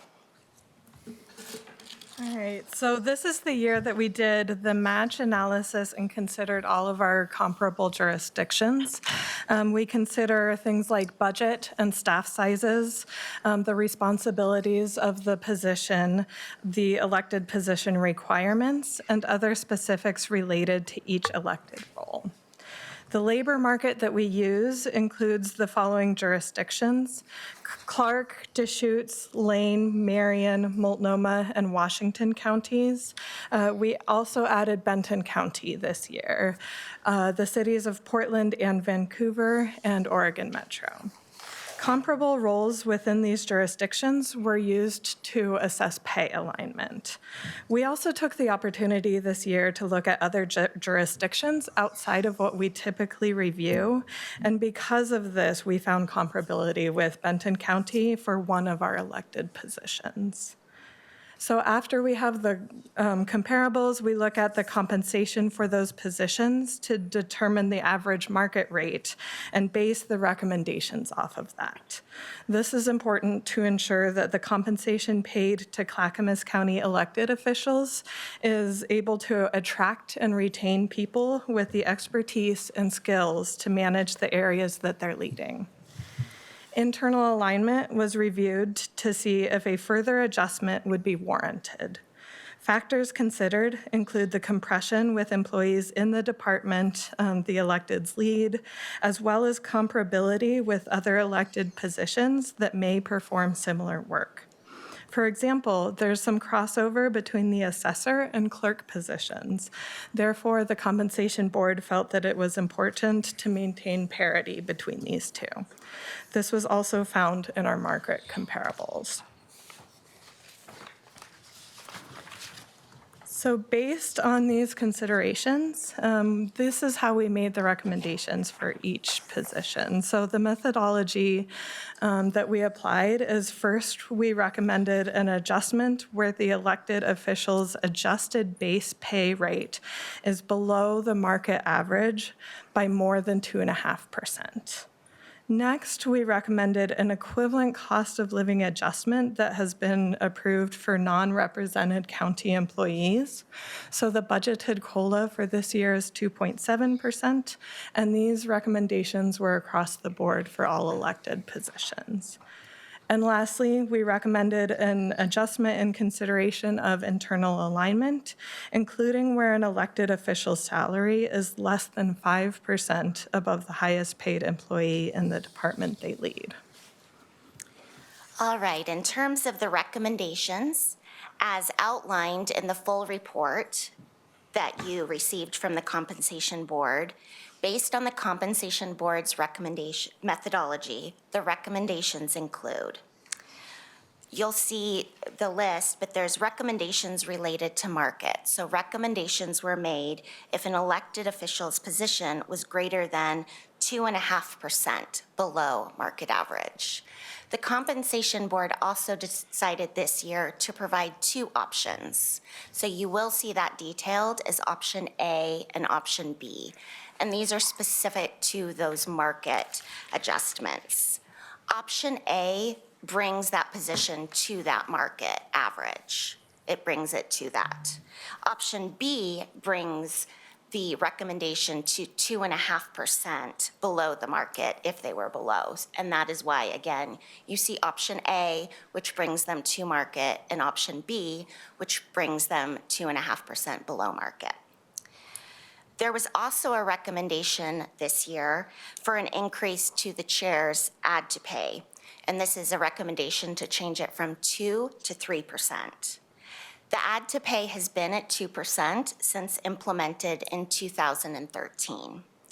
In consideration of the additional responsibilities with the board chairperson position, the Compensation Board again recommends the increase, which is consistent with the recommendations they've made in the last 2 years for that chair position.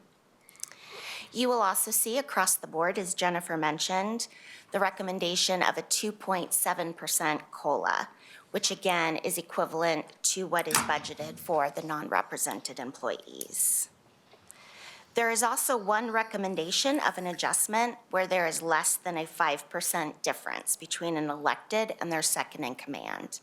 In the written report, you will see that the Compensation Board this year decided to change that amount.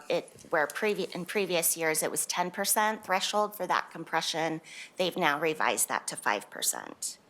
Compression is the reason for the additional 0.5% increase recommendation for the sheriff. And from there, we will open it up to questions. All right, thank you.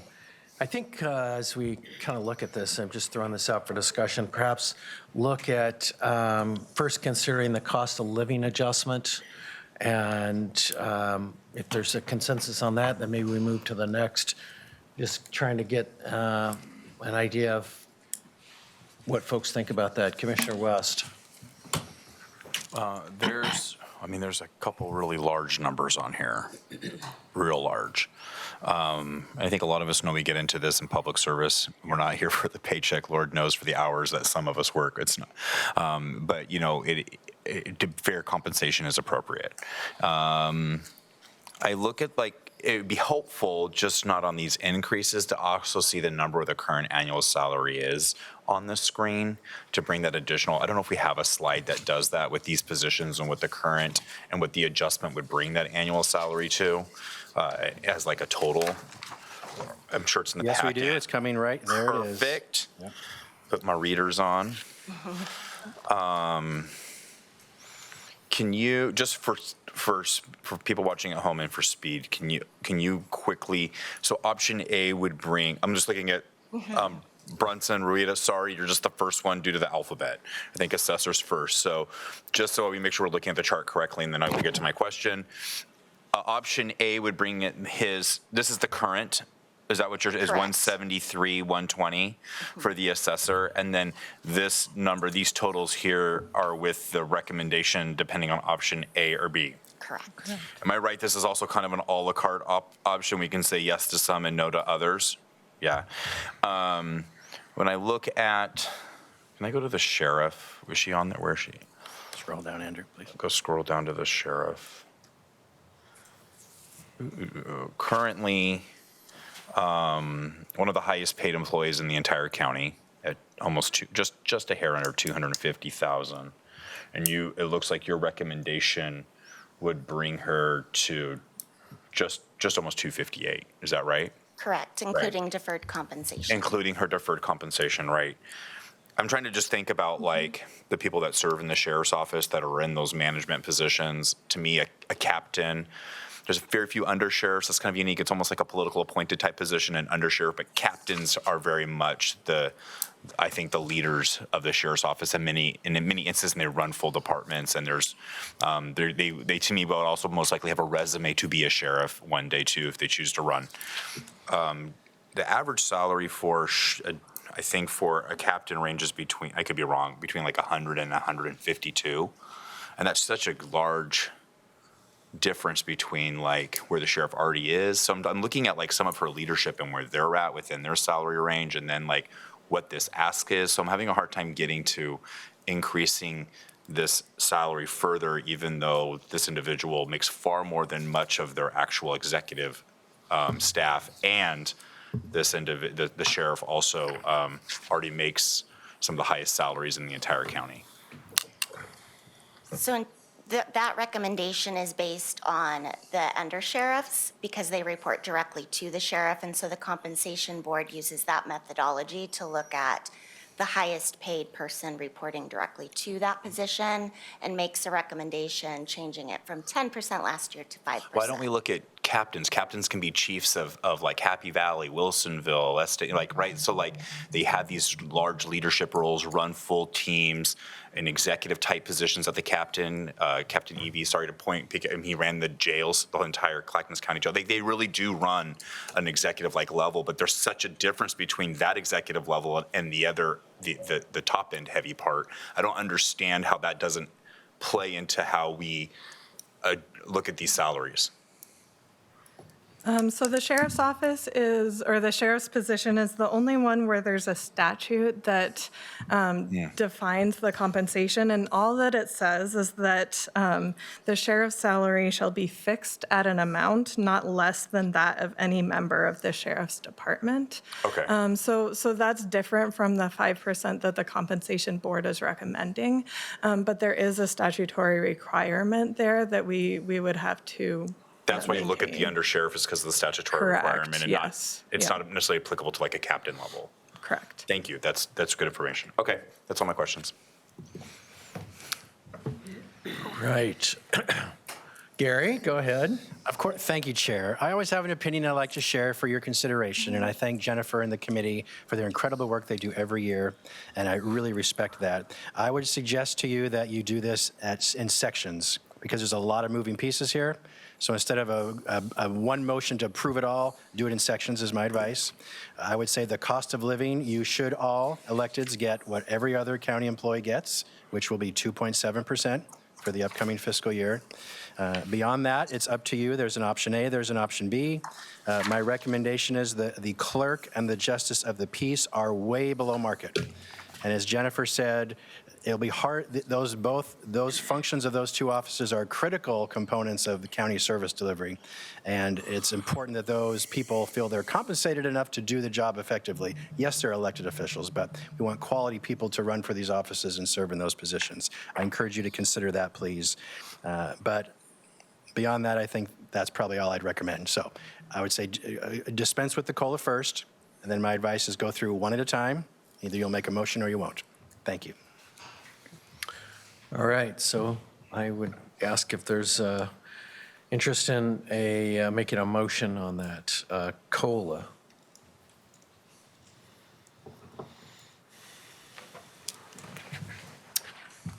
Okay.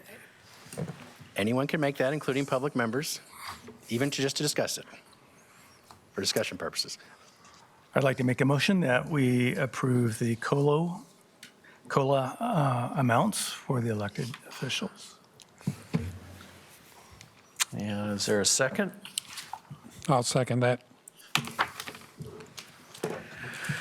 All right, Commissioner Caton has moved to approve the recommended 2.7 cost of living adjustment increase for all positions. Commissioner Carn has seconded that. Any further discussion? Kenny passes. I'm sorry, I didn't see you there, Mr. Cernak. It just went up, so no worries. Mr. Cernak, go ahead.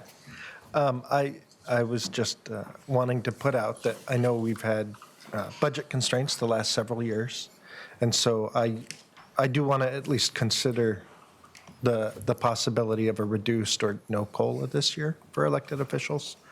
I don't know what everybody else's thoughts are on that, but I feel like these are the leaders of the county, and so if the whole county as a whole is feeling pressure, that we should have a conversation about asking them to kind of lead from the front on that. So I just was hoping maybe some people would have thoughts on that. Thank you. All right. Thank you. Commissioner Helm. I would agree with Mr. Cernak. We keep talking about the fiscal cliff. We keep talking about tightening our belts. We keep talking about lack of funds, lack of revenue. And if there was ever a time to show the people that we really mean what we say, to me, this is just me, I think we are paid handsomely. And when I had a business, I was the lowest paid employee on the roster. So when you add in how many hours you work, like you mentioned Commissioner West, you lead by example. And I can't get on board with the 2.7. I don't know if there's a number in there that I can get on board with, but I'm really reluctant, and I think our citizens look to us to make wise budgeting decisions. So I may be the only no, but that's okay. Thank you, Commissioner. Commissioner West. I'm totally in agreement. I also want to bring some perspective that the Board of County Commissioners and the administrative offices have already made very drastic cuts and are doing a lot and a lot less than our neighboring counties and counterparts. We have we share staff. We don't have 5 designated staff. Where Multnomah County, Washington County, the staff and the support to the county commissioners is far more than what we have in Clackamas County. Look at the city of Portland, a comparable position maybe is a city councilor. They each get like 5 staff at district office, new 6-figure salaries times 12, right? So we haven't done that in Clackamas County. We have found ways to continue to do the work with a lot less. With that said, though, I am absolutely advocating for not giving me a 2.7% raise increase or COLA this year. I'm completely fine with that because it's the public's money, and I think that I am support the notion that shared sacrifice, and I'm willing to be a team player in any capacity that I can to make sure that we have a vibrant and financially stable, or even to make the gesture and a financially stable county moving forward, that we're respecting public dollars, we're good stewards of public dollars. I myself am completely open and would advocate to not give me a 2.7% raise. I don't know if most of my voters got a 2.7% raise this year, and it's their money that's giving me the raise. They're the boss, and so I don't know if they're comfortable with me just automatically getting a 2.7% raise. I don't know if I'm always working hard. I'm always working more than 40 hours a week, but I don't know if I worked any harder than last time that made it extra special to give me that 2.7. So I'd advocate to not get it. And that's just for me. I'll speak for myself. I don't feel comfortable always speaking for everyone else's salaries, but that's where I sit today. But with that said, we do this and continue to do more with less in the administrator's office because this is our value system. We don't need to necessarily champion that, and we don't necessarily have the most robust staff support and all these other bells and whistles that other entities like ours have, but it's our value system, and so that's where I will fall on this issue. I will not be supporting a raise for me as a county commissioner to get an additional 2.7%. Right. Commissioner Savas, I'm sorry. I'm done, thank you. Commissioner Savas. Well, for those of you who know me for a while, this has always been a challenge for me, and I've been pretty consistent in my position on this, which is similar to my previous colleagues' comments. I do want to, first of all, thank the Compensation Board for your work, and this is always an awkward position for all of us, and staff, knowing that you're doing what you do and everything you've done is right. I don't question your calculations. It's something I noticed when I got into the private sector way back in 2000, the year 2000, on an elected board, of the water board, and I realized that as the districts were doing their comparisons, they were trying to outdo one another, and the wages just went up and up and up and up. And granted, I mean, costs are going up, and I think that's what COLAs are all about. This is not about, we're not talking about anything other than COLA right now. But the other thing I also found too is that in this position, I think sometimes people run for this position for the money versus for other than maybe some of the principles of the work and so forth. So I always think that, geez, if we were to, and I'm not suggesting we were to cut our pay in half, but if there was a substantial reduction in our pay, would there be, less people? And other people, the other side of the argument is, well, geez, if there's not enough pay, you're not going to get good people to run for office. So you have those competing arguments, and Commissioner Schrader and I she's been here the whole time when this has come up. Oh, yeah. So I've always been, early on I jumped in and I try to make a convincing argument to not do this, but I've kind of laid back a little bit. But I am going to do what I always do every year, and that's speak to the situation. And again, knowing that, we got this thing on our dais. I don't know if our budget committee members saw that, but according to this, we're 4.9 million negative right now. And in the packet today, there's no forecast. So I'm reluctant, really, to know how this is resolved and how. It sounds like the 30-year forecast is showing a lot more years in the red. I just can't justify doing anything to increase our costs. So I'll be a no. I mean, I respect anyone else's opinion on that. That's fine. And I don't want to put any of my other colleagues, other appointed members of this budget committee in an awkward position either. So I apologize. All right. Mr. Caton has his hand raised. Oh, I'm sorry, sir. Would I be able to make an adjusted suggestion then, or? are we still going to have the vote on the current proposal versus me being allowed to Well, I make a think change of it? at least giving it a chance to make sure everybody's had a chance to input on this. And then at this point, I have a motion, a second, so it needs to go to a vote. You can go to a vote, Okay. but because you're the main motioner, you could amend your own motion if you choose to do that. I was going to amend to say, vote to approve the COLO for the elects other than the county commissioners at this time.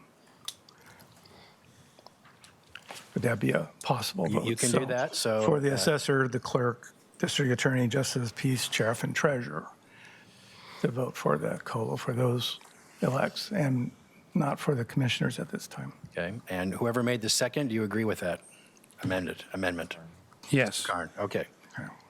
So that is allowable, Chair. So the motion's been amended to allow the COLA of 2.7% only for the other elected officials, not the Board of Commissioners, the other 6 electeds. Commissioner West. What is that dollar figure? If it was just the county commissioners and not other electeds not taking a COLA? I do not have that readily available, but we can get that. We'll get that ASAP. We only had it for all of you, but It's about we'll- $16,000 roughly.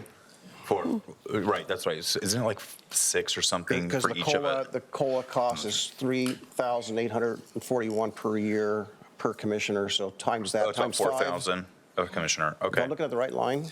Actually. This is really small print. Yeah. So it's the Look at the column column that on says the right. estimated fiscal impact, second from the end, the last column. And you can see at the bottom line of each section, COLA only. Yeah. So a quick math is approximately $18,000 of the 6 electeds only. 4 times 5. Yes, that's right, 4 times 5. 18,000 for the commissioners? No, excluding the commissioners, approximately 18,000 for the other 6 elected officials. I'd also invite any other elected that wants to join the commission to not take their COLA if they want to do that. I don't know how they do that, but maybe there are other electeds that feel like that they want to do this for our taxpayers also. No pressure, but there's an opportunity for that also.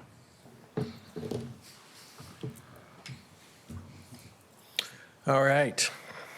So we have a motion on the floor, a second. Any other discussion? Right. Seeing none, Gary, you prepared to do a call for a vote? on Andrew is this? ready, yes. Yes, go ahead, Andrew. Commissioner Savas. Aye. Commissioner Helm. Aye. Commissioner Schrader. Aye. Commissioner West. Aye. Mr. Cernak. No. Mr. Rhodes. Aye. Mr. Karn. Aye. Mr. Caden. Aye. Motion, Mr. Chair. Aye. Motion passes 8-1, Mr. Chair. All right, thank you. Before we move ahead, Commissioner Helm. Yeah, just, I apologize. Can I back up just a second, back to the minutes? I just saw this, and I just questioned this number on page 6 of the minutes. Item number 5, review of the general fund.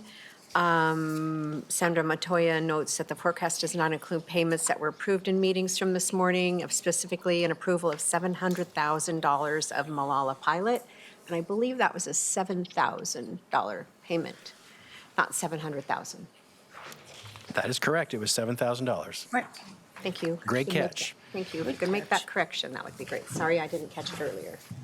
So without objection, may we make that edit and still retain the approval of the committee from the prior motion? Is that okay?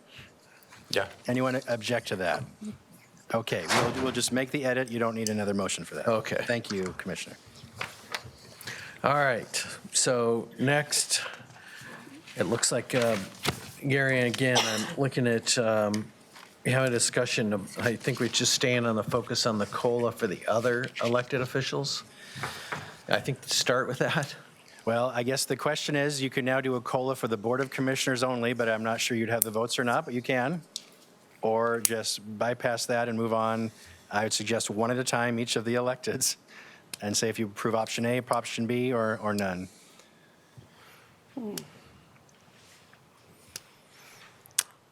The vote we just took, though, was to not have the Board of County Commissioners take a COLA. That is correct. It was excluded. It didn't say you remove the board from the COLA approval.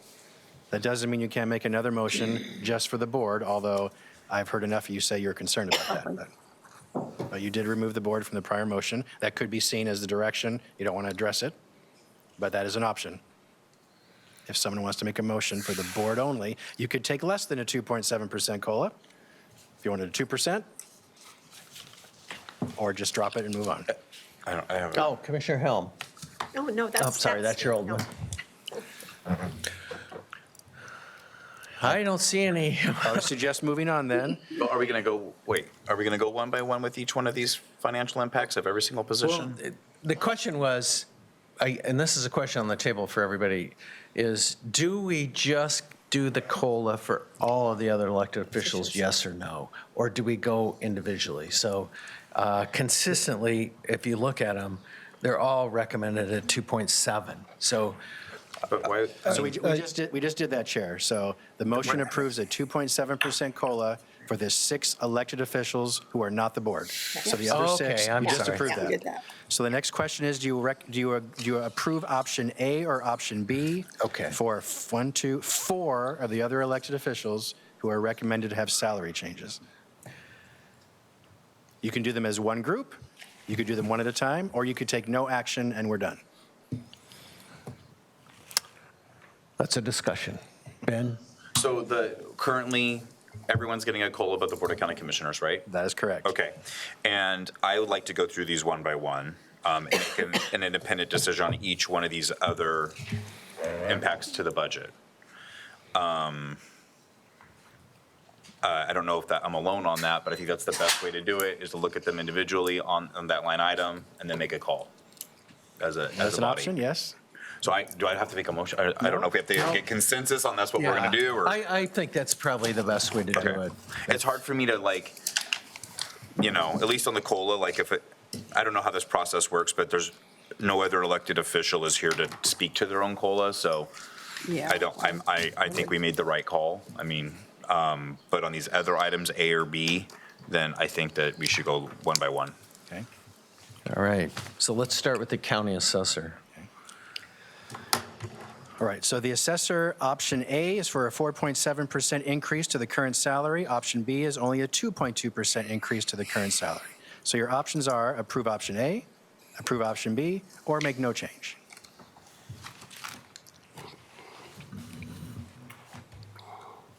How can those numbers be the same? Can we put it back up on the, this is so small. Yeah. Thank you. So the numbers are different, Commissioner. Oh, they are a little bit? Yes. Yeah, they are. Okay, they're different, yeah, okay. So in this case, look at column 2, because you did approve a COLA for the 6 other electeds. So this shows in the case of the assessor, sorry, no offense, not picking on, the assessor currently earns $173,120 a year in the first column. Column 3, with the 2.7% COLA. Option A, the total salary would be $186,151. Option B would be $181,706. And Jennifer has explained the reasons why they are recommending an increase for that position. This is a lot of money. It's a lot of money. I would move to not make a market adjustment for the assessor this year. I'll second.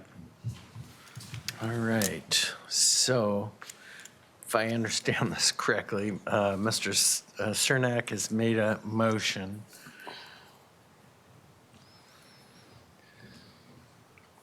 to accept, or No, to make no adjustment. no adjustments. No adjustment to Okay, the not assessor. even the B option, okay. Make no adjustment, and Commissioner West has seconded that. Any further discussion? I'll just, no, No, quick question. So this is a vote to not make a market adjustment. The COLA stays in place, but just no Yes. market Right. adjustment. Yes. Correct, yes. That Trying to clarifies that. understand it. Thank you. Correct. Yeah. I would just know, I'm kind of leaning on Gary's adjustment to only make adjustments for the two with large discrepancies. That's kind of where my thought's coming from, but. I'd agree, yeah.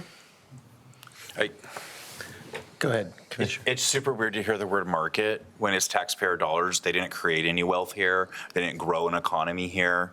Like, it's not a market. They're just like competing with other elected peers that feed on taxpayer dollars. It's just such a weird word to call it a market. I don't know. It's not what I learned about the economy when I went to school. But we're here to do public service. We're in the times that we're in. I will be supporting no market increases, period. So that's where I'm coming from. But that has been a stable, consistent salary, and the current assessor has been in that role for a while, and I'm sure has adjusted to the salary in which the taxpayers generously give him, like we all have. So that's where my vote will be coming from. All right, Commissioner Hill. So I think I'm agreeing with Mr. Cernak. There's two disparities, right? The clerk and the assessor? Who's the other one? The clerk and the justice. The justice of the peace. Or Oh, the, okay. Right. Well, I mean, I think the treasurer actually has a larger variance listed here, but justice of the peace was mentioned earlier. I don't know if that was a miss. No, I did mean the justice of the peace. Yeah, I think it was the justice of the Yeah. peace And the clerk, and the clerk, which there are big disparities between what is considered market or their peers in other counties. I would say we would address those. Who sets this? Like the everyday working person that has to sit here and pretend like elected officials telling other elected officials how much money they should be making is, do you know what I'm saying? Like I bet you walked out right there on Main Street, they would be like, what the hell are you talking about? Right? So I just know exactly how these people feel right now, and I'm hearing it every single day at the doors. We're doing really well compared to most of our constituents in the metro area and our region. And I just think we just don't have the ability to do big market changes when a lot of people, the markets kind of put them in a crunch.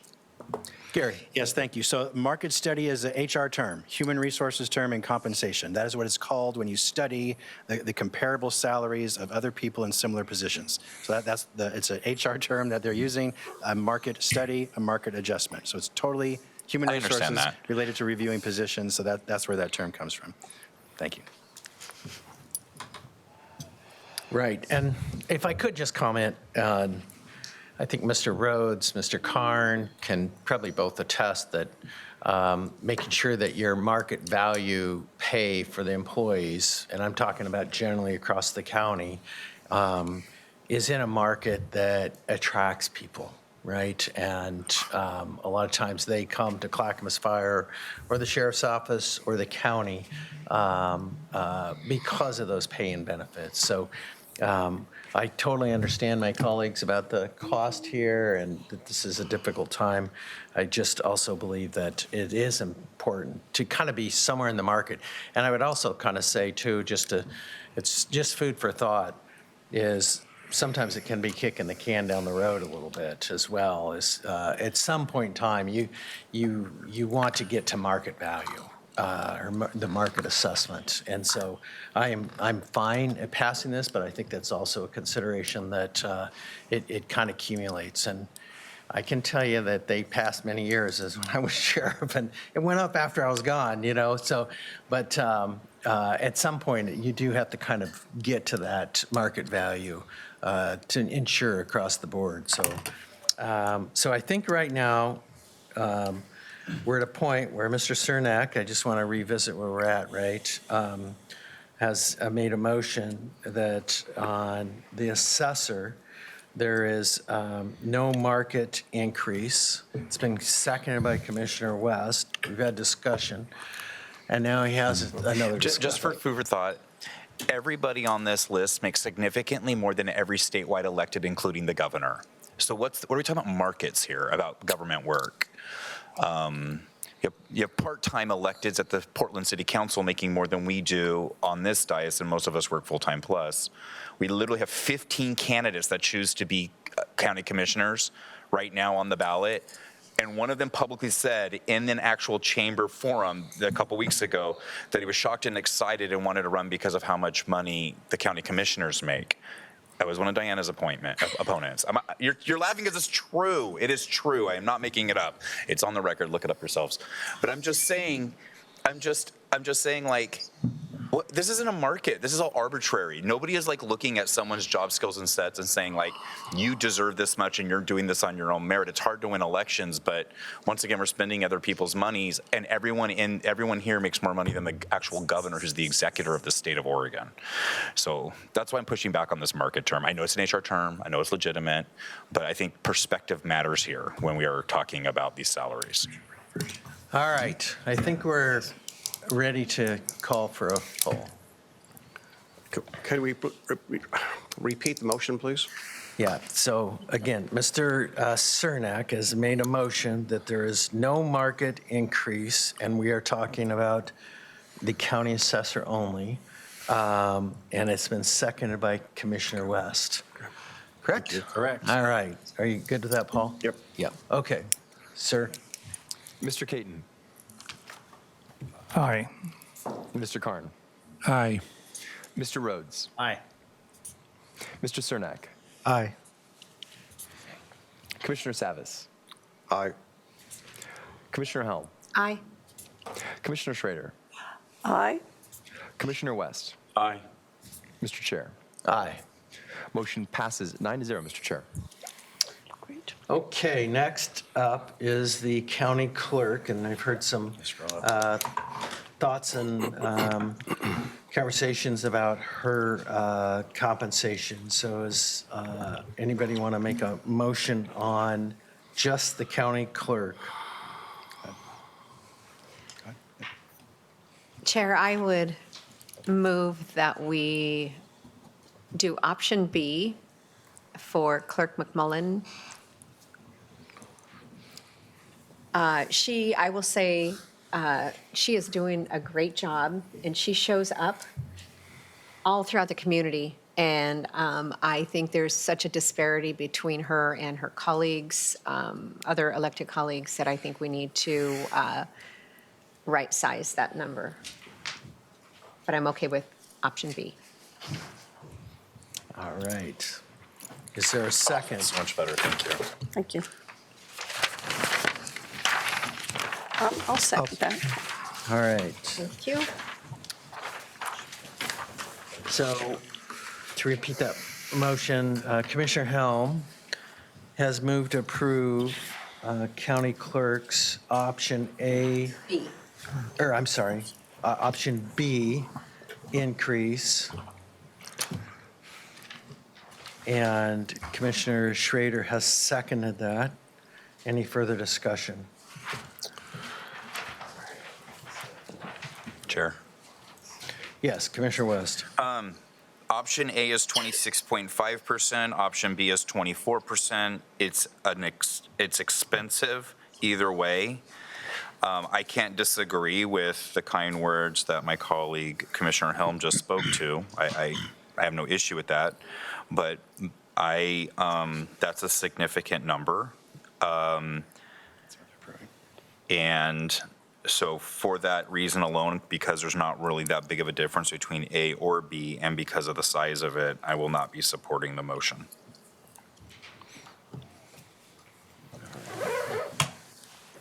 All right, any other? Go ahead, Commissioner. Yeah, I'm going to throw something out here, being we're have three more of these to go, and that suggestion might be, what if we try to target, for example, the assessor, we did not recognize a 4.7 or a 2.2. So if we use the market number of 4.7 for option A and applied that and subtracted that from 26.5, as an example, then it would bring it down to it'd be down to 23 point. 21.8, I think. Yeah. And so basically what I'm trying to say, if we kept the market about 4.75% on each of the four vacancies, if that's not vacancies, but classifications, it might be, give us some rule of thumb to have some consistency. Just saying. Gary? In theory, respectfully, in theory, that works, and it would not in this case because the clerk is so far behind market. She would still be behind market if you stuck to a flat rate for all the electeds. This is trying to get everyone at parity, both with what others are paid in that same position in other counties and also internally. So, Well, that's not what I meant. I'm sorry. I didn't explain it right, so I'll take responsibility for not explaining it right. My goal is that whatever that number is to get everyone at 5% below market. Oh, my apologies. For those 4 positions. Got it. Oh, just 5% below market? Just 5%. So, again, I could do the math here. 4.7 minus 26.5 would be 22.7? 21.8, I think. Oh. 21.8, I believe. Okay.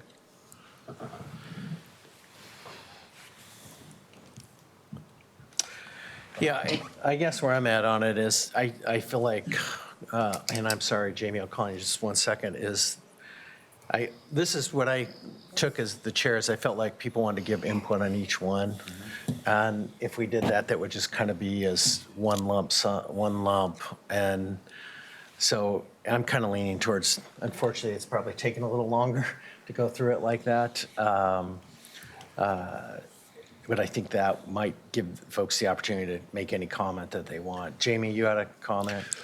Yeah, a question for the compensation board. So when we talk about, behind market, I'm looking for some historical clarity based on, has this been something that transpired over the last 5 years, or has it been under market for the last 30? I don't know if you have that info or any background.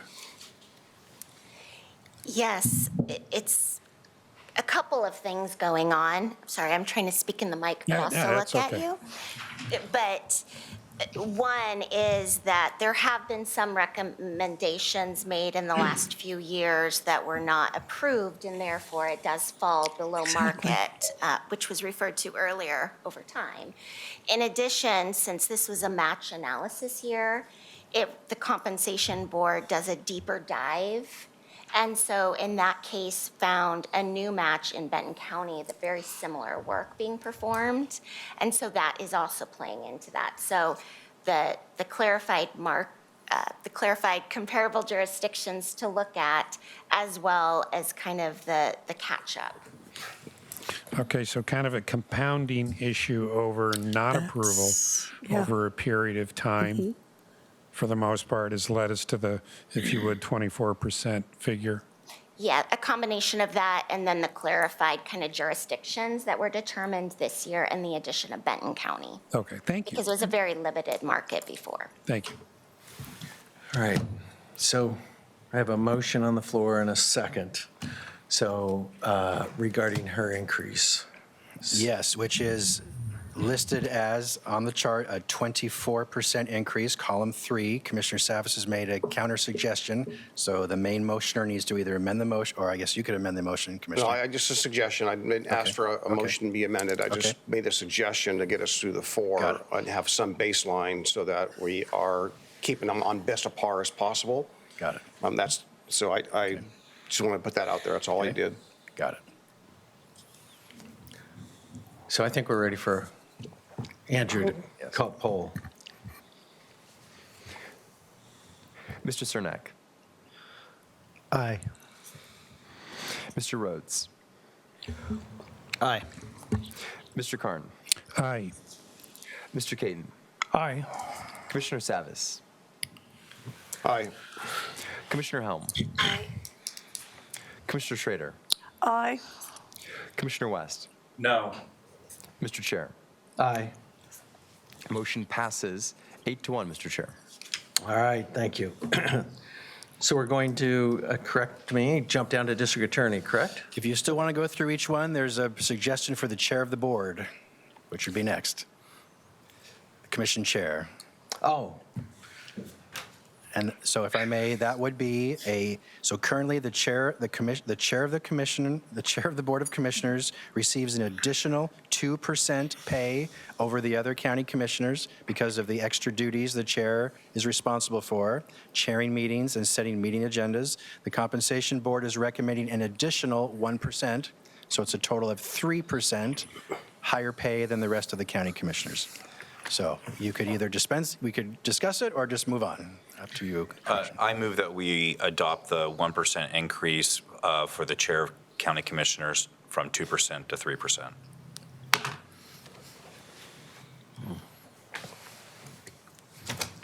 Craig, is that okay with you? Are you We comfortable can with that? also have a second for discussion. You had your light on, sir. I had a question related, but not related to this. I'll second for discussion so we can get past that You part. know this, yeah. All right, so Commissioner West has made a motion for the chair for 1% increase, correct? And Commissioner Cernak has seconded that. Discussion. Mr. Cernak, you had? Oh, it looked like people wanted to talk and we were Okay. waiting. so Yeah, my question was asking if you're comfortable with that. Not really. Well, then, I just voice it because, I want to know where you feel about it. I don't want to put you in an awkward position. Right. Well, I feel along the same lines as my colleagues here. I think this is just a difficult time, and I really think the majority of the board up here, if not all of us, kind of got into this for, not for the pay, I will say. It's for the cause. So I'm fine with just bypassing this. So it's an awkward position to be in anyway. It's just like, This is always awkward. yeah. So so I guess go ahead. Yeah, so my question related to this is a technical question, and recently it came to our attention about, at least with CCSO, the term add to pay, right? And I see it's being used here for this position as well. Is it identical, or is there in the CCSO contract, is there a different definition or formula or calculation? Not the numeric amount, but does it mean something slightly different? It means something slightly different here than, say, an incentive because you have DPSST certifications, things like this. This is, we look at the comparables for commissioners as a whole, and then in 2013, the comp board decided, due to the additional responsibilities, we would assign a flat percentage on top of that. So a little bit different. Okay. And it is a term that in HR we use generally, the add to pay. And it can mean a little bit different, but it's a flat percentage on top of the base pay. Okay, so the difficulty with the CCSO example you use is really figuring out which of those employees or deputies or whoever they are, right? How that calculation is to be unique for each of them, right? Yes, Okay. yes, much more complicated, yeah. Okay, thank you for that. I just need to get educated there. All right, thank you. Commissioner West. It just seems very reasonable to me that the chair who, by statute, not always by function of the elected, does have more responsibilities, and they are the chair for the entire county of one of the larger counties in the entire state, just to have, to my opinion, 3 to 5% more in salary for that role. That makes sense, and it's pretty minimal. Right, it's really minimal, but I think that is an appropriate structure if we're looking at the structure of this, with also just really minimal cost to right size that way. And now knowing the role, almost finishing my first term of the chair, and versus what we all work really hard. So I'm not even like, I don't want to say one works harder than the other because we're all workhorses, but that just makes sense to me. So I'm fine with the 1%. Craig, I think you've earned it. Well, Diana Helm earned it too in DC. We know. So that's why I'm going to support it. But it seems like a reasonable margin for a chair. It seems to be an appropriate structure. All right. Yes, sir. Mr. A Cernak. process question. As I recall, we need 6 votes to pass anything, no matter how many are in attendance. Is that right? That is correct. Yes. Okay, thank you. All right, Commissioner Sal.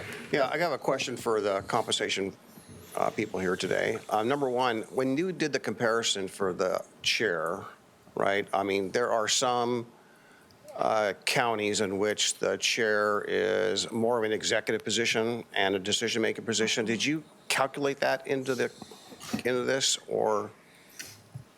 Yes, so Washington County, and please correct me if I'm wrong, Washington County has the most similar structure to Clackamas County. They have a 10% difference between the chair and the elected commissioners. So that is really the only county that has a similar structure to Clackamas County.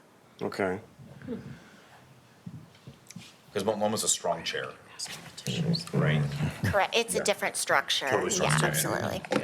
Yeah, so being the structure is the same, but they chose to go beyond, I won't say the limit, so to speak, but that outlier is affecting this, which gets to that spiraling example I talked about earlier.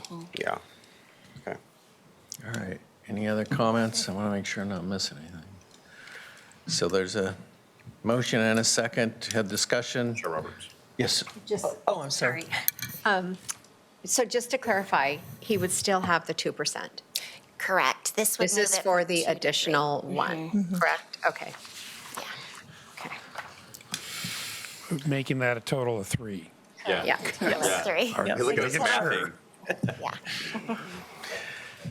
I think we're ready, unless there's a comment. I want to make sure everybody's got a chance. Gary, anything else before we go on? Nope. Okay, I'm trying here. Go ahead. Mr. Caton. Mr. Caton. Aye. Mr. Karn. Aye. Mr. Rhodes. Aye. Mr. Cernak. Nay. Commissioner Savas. I don't know if I should honor Craig's wish or what to do here. So You're going to get it whether you like it or not, Craig. So I'll join Mr. Cernak in honoring the chair's wish. And we had a discussion about this in Nay. DC. I'm a nay also. Commissioner Helm. Nay. Commissioner Schrader. Aye. Commissioner West. Aye. Mr. Chair.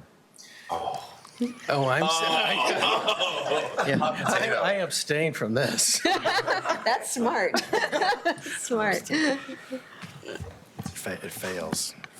Motion fails with only 5 affirmative votes, Mr. Chair. All right. That was quite a discussion, everybody. Next, District Attorney. So next, the district attorney has no change other than the COLA, which you've already approved. So following next is the justice of the peace. Again, an option A and an option B. You're in column 3. If you approve it, please.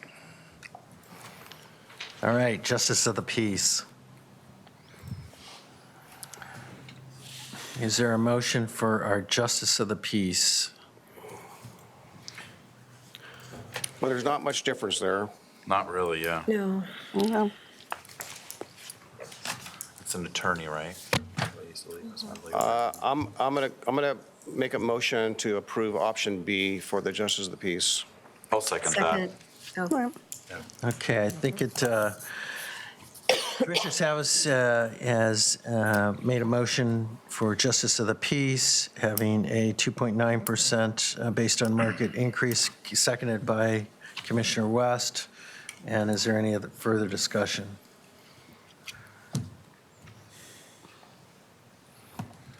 All right. Seeing none, I'm back to you, Andrew. Mr. Cernak.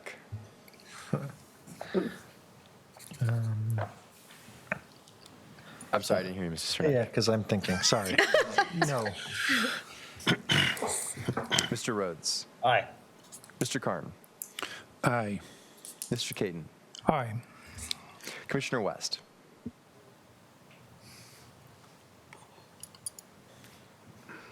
Aye. Commissioner Helm. Aye. Commissioner Schrader. Aye. Commissioner Savas. Aye. Mr. Chair. Aye. Motion passes 8-1, Mr. Chair. All right. Next, the county sheriff. And this is simply the 0.5% increase because of compression between the sheriff and the highest paid employee in that office, which would be the undersheriff. So, I move we do not give a 0.5% increase to the sheriff again. I'll second that. Is there a second?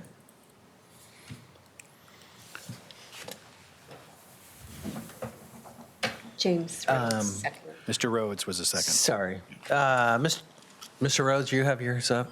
Did you say Rhodes? He seconded. He seconded the motion. Oh, he seconded. I didn't hear you. I'm sorry. All right, it's been seconded and by Mr. Rhodes. And further discussion? So my understanding is that irregardless of our vote, it shall be 0.5% more regardless, right? No. No, you're No. making a motion for no increase, so no to the 0.5% increase. But my point is, isn't it required statute. to have a delta or not? Jennifer, go ahead. So not approving the 0.5% increase would not present any issues under the statutory requirements. Okay, that's what I need to hear. Thank you. okay. Good question. Any other? Mr. Rhodes has his card raised, Chair. That is Rhodes. Mr. Rhodes, go ahead. Thank you. Just for clarification, the statute requires that the sheriff be paid more than any of its employees. Correct. Not 10% more, not 5% more, just more. More. Like Correct. $1 more. Right, could be $1 more. Okay. More, just And more. so not increasing it, the proposed 0.5% would put it in the 5% range above the undersheriff.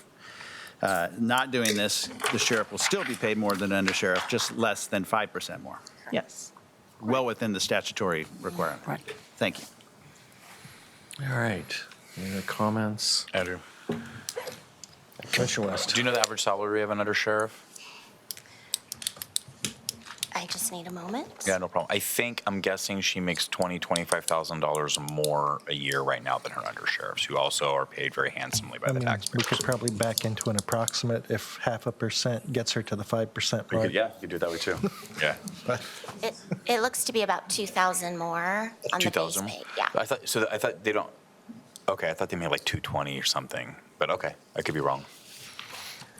But they, A month. a month, okay, so we're both right. We're both get to That be right, matters, okay. yes. Yeah. All right. So I think we're ready for a poll. Mr. Cernak. Just to clarify before I answer, a yes vote means no adjustment, correct? That's correct. Thank you for the clarification. Mr. Karn. Yes. Mr. Rhodes. Aye. Mr. Caton. Aye. Commissioner West. Aye. Commissioner Schrader. Aye. Commissioner Helm. Aye. Commissioner Savis. Aye. Mr. Chair. Aye. Motion passes 9-0, Mr. Chair. All right, finally is the treasurer. The recommendation is both an option A and an option B to increase the treasurer's salary. All right. Anyone willing to make a motion? I move that we do not increase the treasurer's salary, either option A or B. To clarify, are you moving for no adjustment? No Or adjustment. just that we don't, okay. Yeah, COLA only, yeah. COLA only. I'll second. Okay, Commissioner West has made a motion to not increase the salary, either A or B, which means no adjustment outside the COLA. Mr. Cernak has seconded that. Any further discussion? All right, seeing none, clerk, will you please call the poll? Mr. Caton. Nay. Mr. Karn. Nay. Mr. Rhodes. Aye. Mr. Cernak. Aye. Commissioner Savis. Aye. Commissioner Helm. Aye. Commissioner Schrader.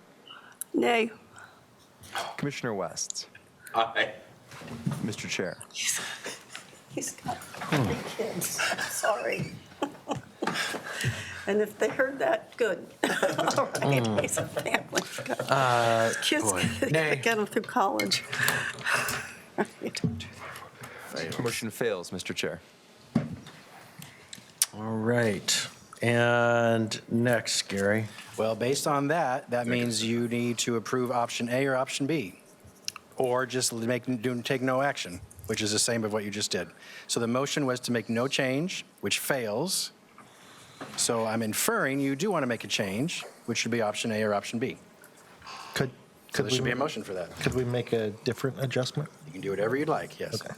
Yeah, that's what my question was. Could we make an alternative option? You may, yes.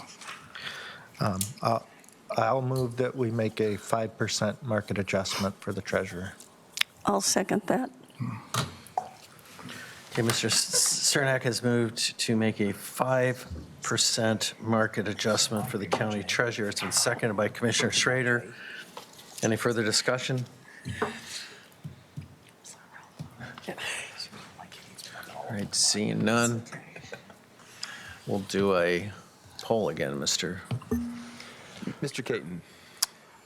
Aye. Mr. Karn. Aye.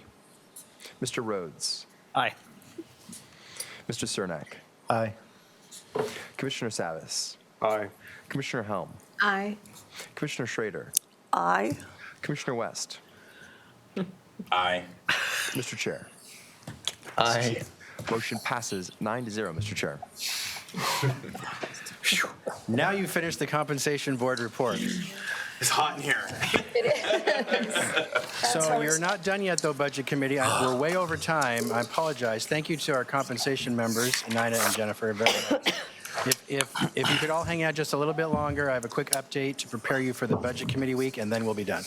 So, Andrew, if you could please progress to this slide and the slide deck. All right, so Budget Committee members, you will next meet after this date on Tuesday, May 26, 2026. Later in the afternoon, time to be determined. We'll get you that as soon as possible. And you will receive the proposed budget that I will present to you for Clackamas County for fiscal year 26-27. I have finalized the proposed budget. It is with staff right now to prepare and compile the budget. It will be given to you on, Elizabeth, do you have a general date of when the budget books will go out?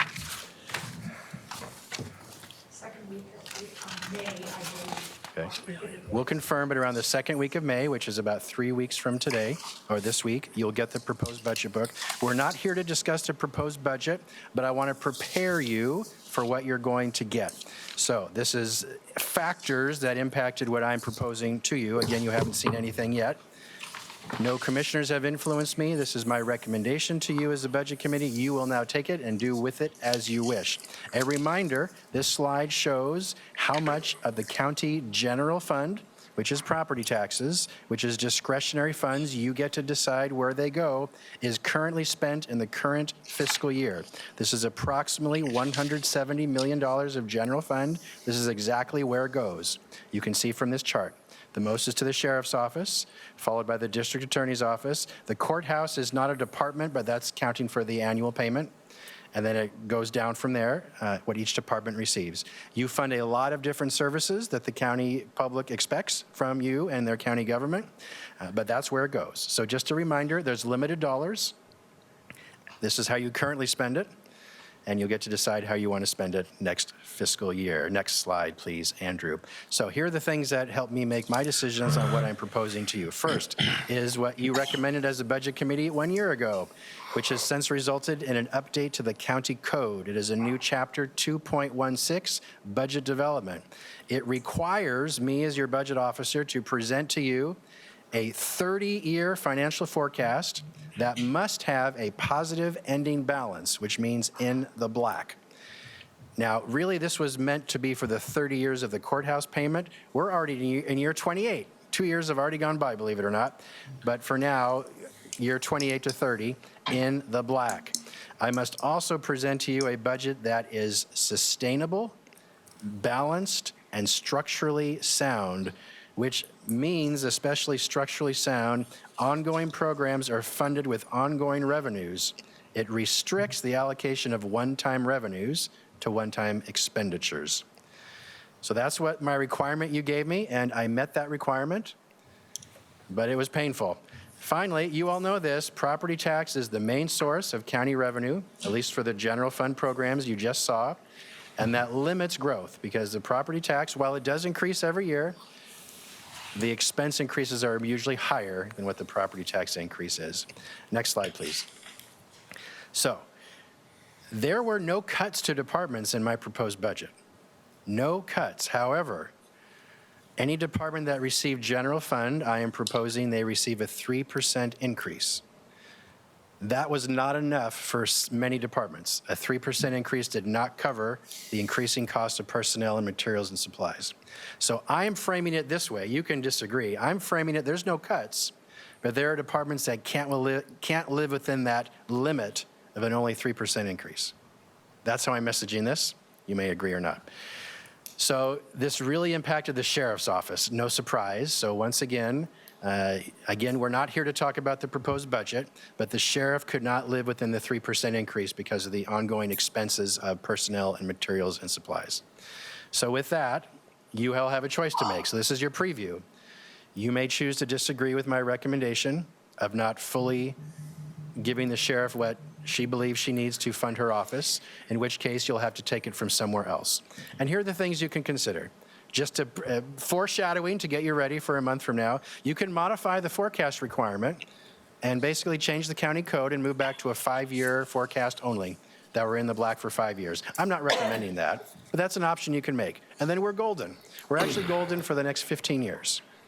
It's after that that we start to go into red, as you will see when we present the budget to you. I purposely didn't do a forecast for you today because we're already 30 minutes over schedule and we'd be here all day. But you'll see that here in 3 weeks. You could revise the forecast assumptions to assume more risk. We're very conservative, financially conservative in the forecast. We can be a little more risky. They'll have further years in the black. You may allow one-time revenue to only be used each year if it is available. We currently don't do that. You could rethink what services the county provides to the public. And I've been suggesting that to you for quite a while, actually. Reduce duplication of services, positions, technology across the county. So in the particular case of the sheriff's office, you could reduce other departments to accommodate the funds that the sheriff needs. You could delay the reductions for 1 year, which is kicking the can, but there will still be a problem next year. So I don't expect you to have a 12-hour deliberation day, but you will have some very important decisions to make. So I just want to preamble this, to preview this. Watch, the whole mood of the room just went down. But this is to just appraise you. This is what's coming. We're not here to talk about specifics. You will see the proposed budget in approximately 3 weeks, and I look forward to having a robust discussion with you all. So please kind of noodle that, think about that, as you all come together here at the end of May, on May 26th. That is my presentation. I'm happy to answer any high-level questions you may have. Elizabeth, go ahead. Just want to add, Gary, that the board budget packets will be out and delivered on Friday, May 8th. There you go. That's the date you'll receive your packets, and it'll be posted online for the public to see, May 8th. So happy to answer any high-level questions you may have about what I just said. All right. Commissioner Savas has a question. So there's something kind of important kind of left out, Gary, and I know you didn't deliberately leave anything out, but I think it's something worth discussing and sharing for the Budget Committee members and the public that are watching, and that is that last year, and it's in the meeting summary, essentially, we now have been able to establish and prove that the levy was not accurately calculated, and therefore, and as with the city contracts and also the disparity in the way the internal costs were not calibrated into the sheriff's budget, whether it was ELED, the city contracts, or the levy, or even the general fund. And what we discovered is that the general fund has been subsidizing ELED, the city contracts, and the levy.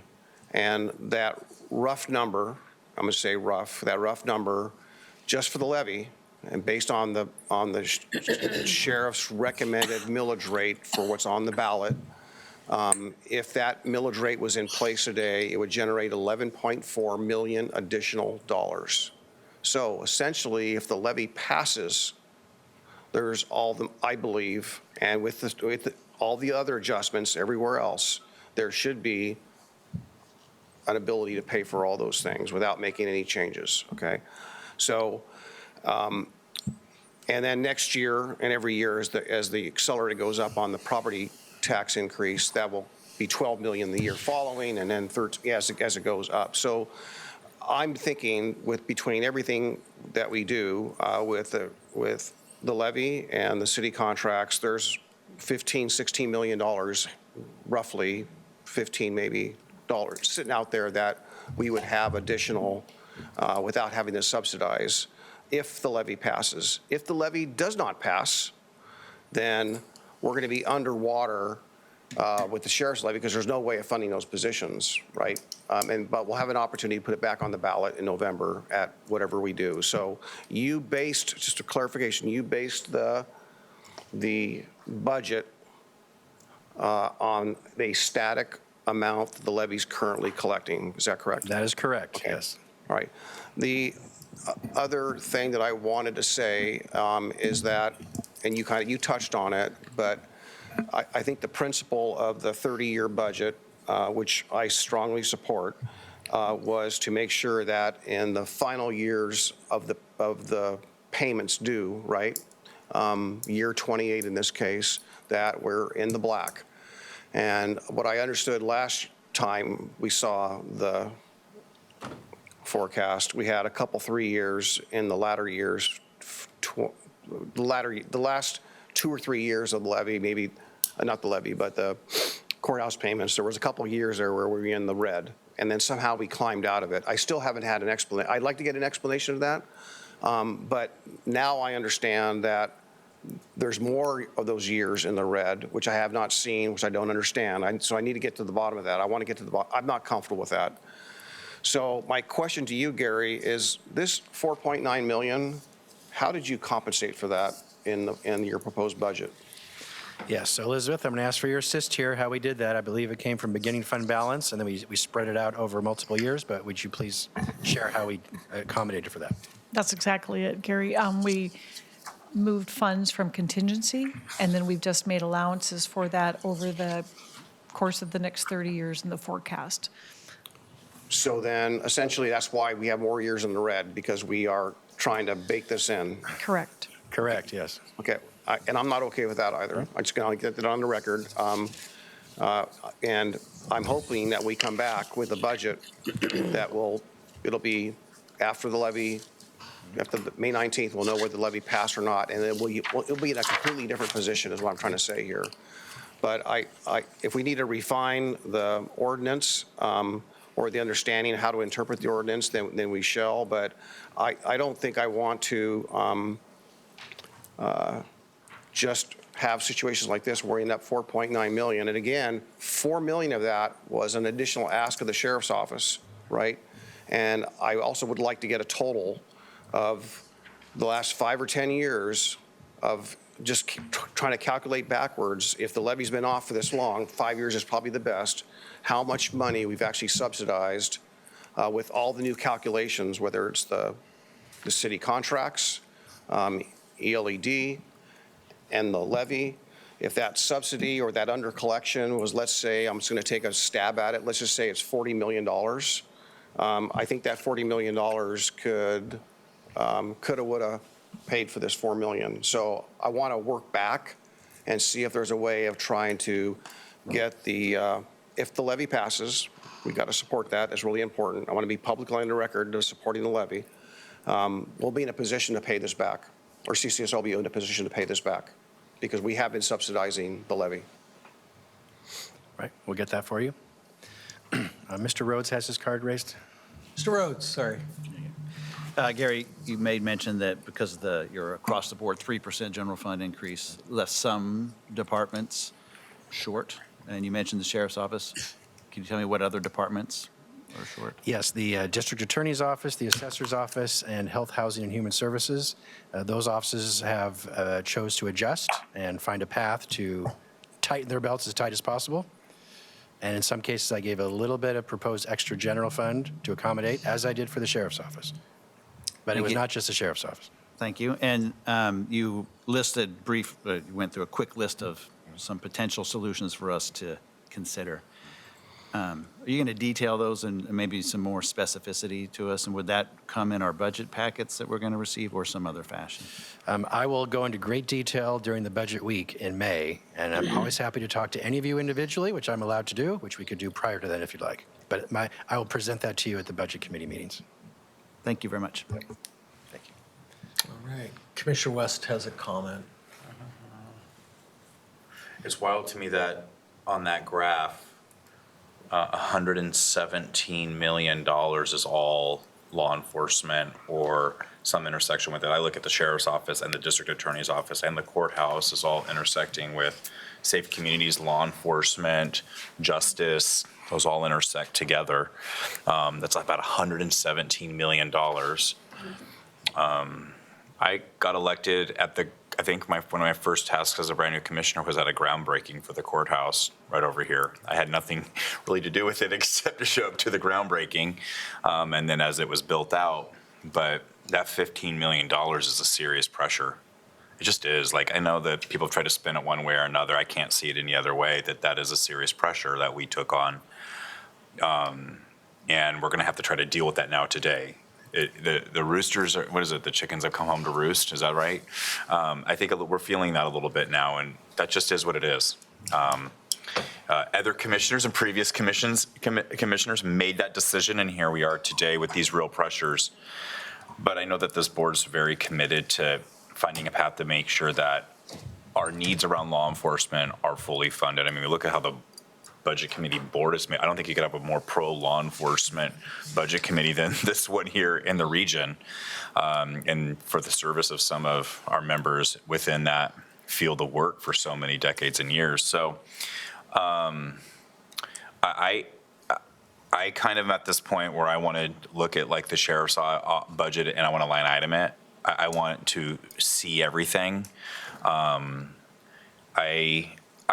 want to hopefully not have to have another 16, 12-hour marathon meeting like we did last year to try to get ahead of this. But we spend a lot of money on every single aspect of law enforcement, and that's apparent here by this graph. I agree with much of what Commissioner Savas just said and presented. I mean, I'm curious about how much the general fund has been inappropriately subsidizing or necessarily subsidizing the levy. And that has been a strain on all these other departments.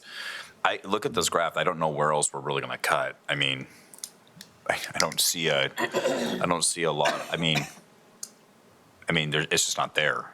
I mean, those are real small bars. Once you get past the top three, those are really small amounts in comparison. So, you know, we're going to cut disaster management. Well, we almost had the Armageddon fire not that long ago, and the heat dome and other things. I don't know. There's no money to cut there. We probably need more money there. Look at facilities just to maintain the properties we have. That's not a lot. Yeah, Health and Human Services, I mean, that's how we prevent a lot of people from getting into the justice system and making sure they're taken care of. How much you're going to cut the prevention side.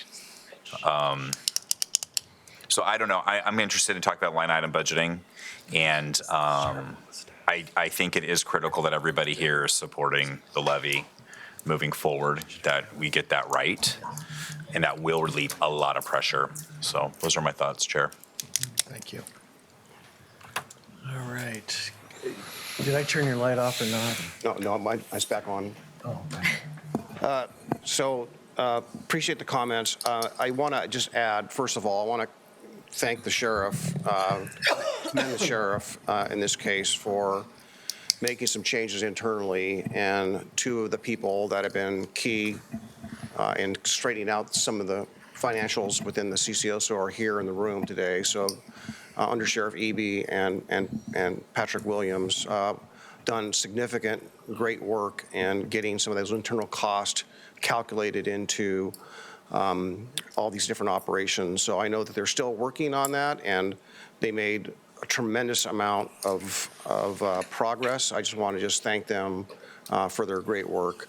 And I think has given us a better understanding of why we've been having different opinions because we didn't really understand the numbers. Our viewpoints have been different. We've been trying to figure out why we're having these pressures. And I'm not saying that everything's going to be perfect, but I'm still waiting to see what that budget looks like. And again, the levy passing and how things will be out there. I do agree. I think that with Commissioner West, I think that we ought to line item the budget to make sure that the positions that we feel are most important, or if not all the positions, are lined item, whether it's by category or worst case individually. But we have really worked hard over the years. I've been here for 15 years, and we've worked hard, even when Sheriff Roberts was the sheriff, saying we want those positions filled. We want them filled. We want them filled. And I know it's always just attrition, so there's always a challenge. It's not that, it's easy as snapping the fingers and you can have filled positions. And so I think that's one thing I want to make sure that we make it very clear that people can't go out there and say we're not funding our staff at CCSO. Or something like that. It's as I checked in again with Gary this morning, and Gary's response was, are we fully funding the positions in CCSO? And your answer was? For the current fiscal year, well, yes. Okay. I forgot your question, Commissioner. Yeah, well, that was your answer this morning. So, and my last comment is, as we talk about public safety, and I think we automatically we jump to the CCSO, the Sheriff's Office, naturally, but I do want to point out the DA's office, and I want to point out all those ancillary operations that are part of the criminal justice system. Arresting people and just keeping them in the jail is not criminal justice unless we can't prosecute those who need to be prosecuted. We got to realize that there's a cost to that, and the DA's office has been running on a shoestring for a long time. And I'm hoping that maybe, again, if we're in a better position and we can see the budget and the forecast and the levy passes, I think we might be in a position to look at making some adjustments that help out the District Attorney's Office budget. So, Sheriff, that's what I have. All right. Mr. Karn. This be a question for Gary. Commissioner Savas brought up a very good point that I think if it's best discussed when we meet, referencing that if indeed we are not collecting enough money through the levy, right, and other revenues, that's a big deal, right?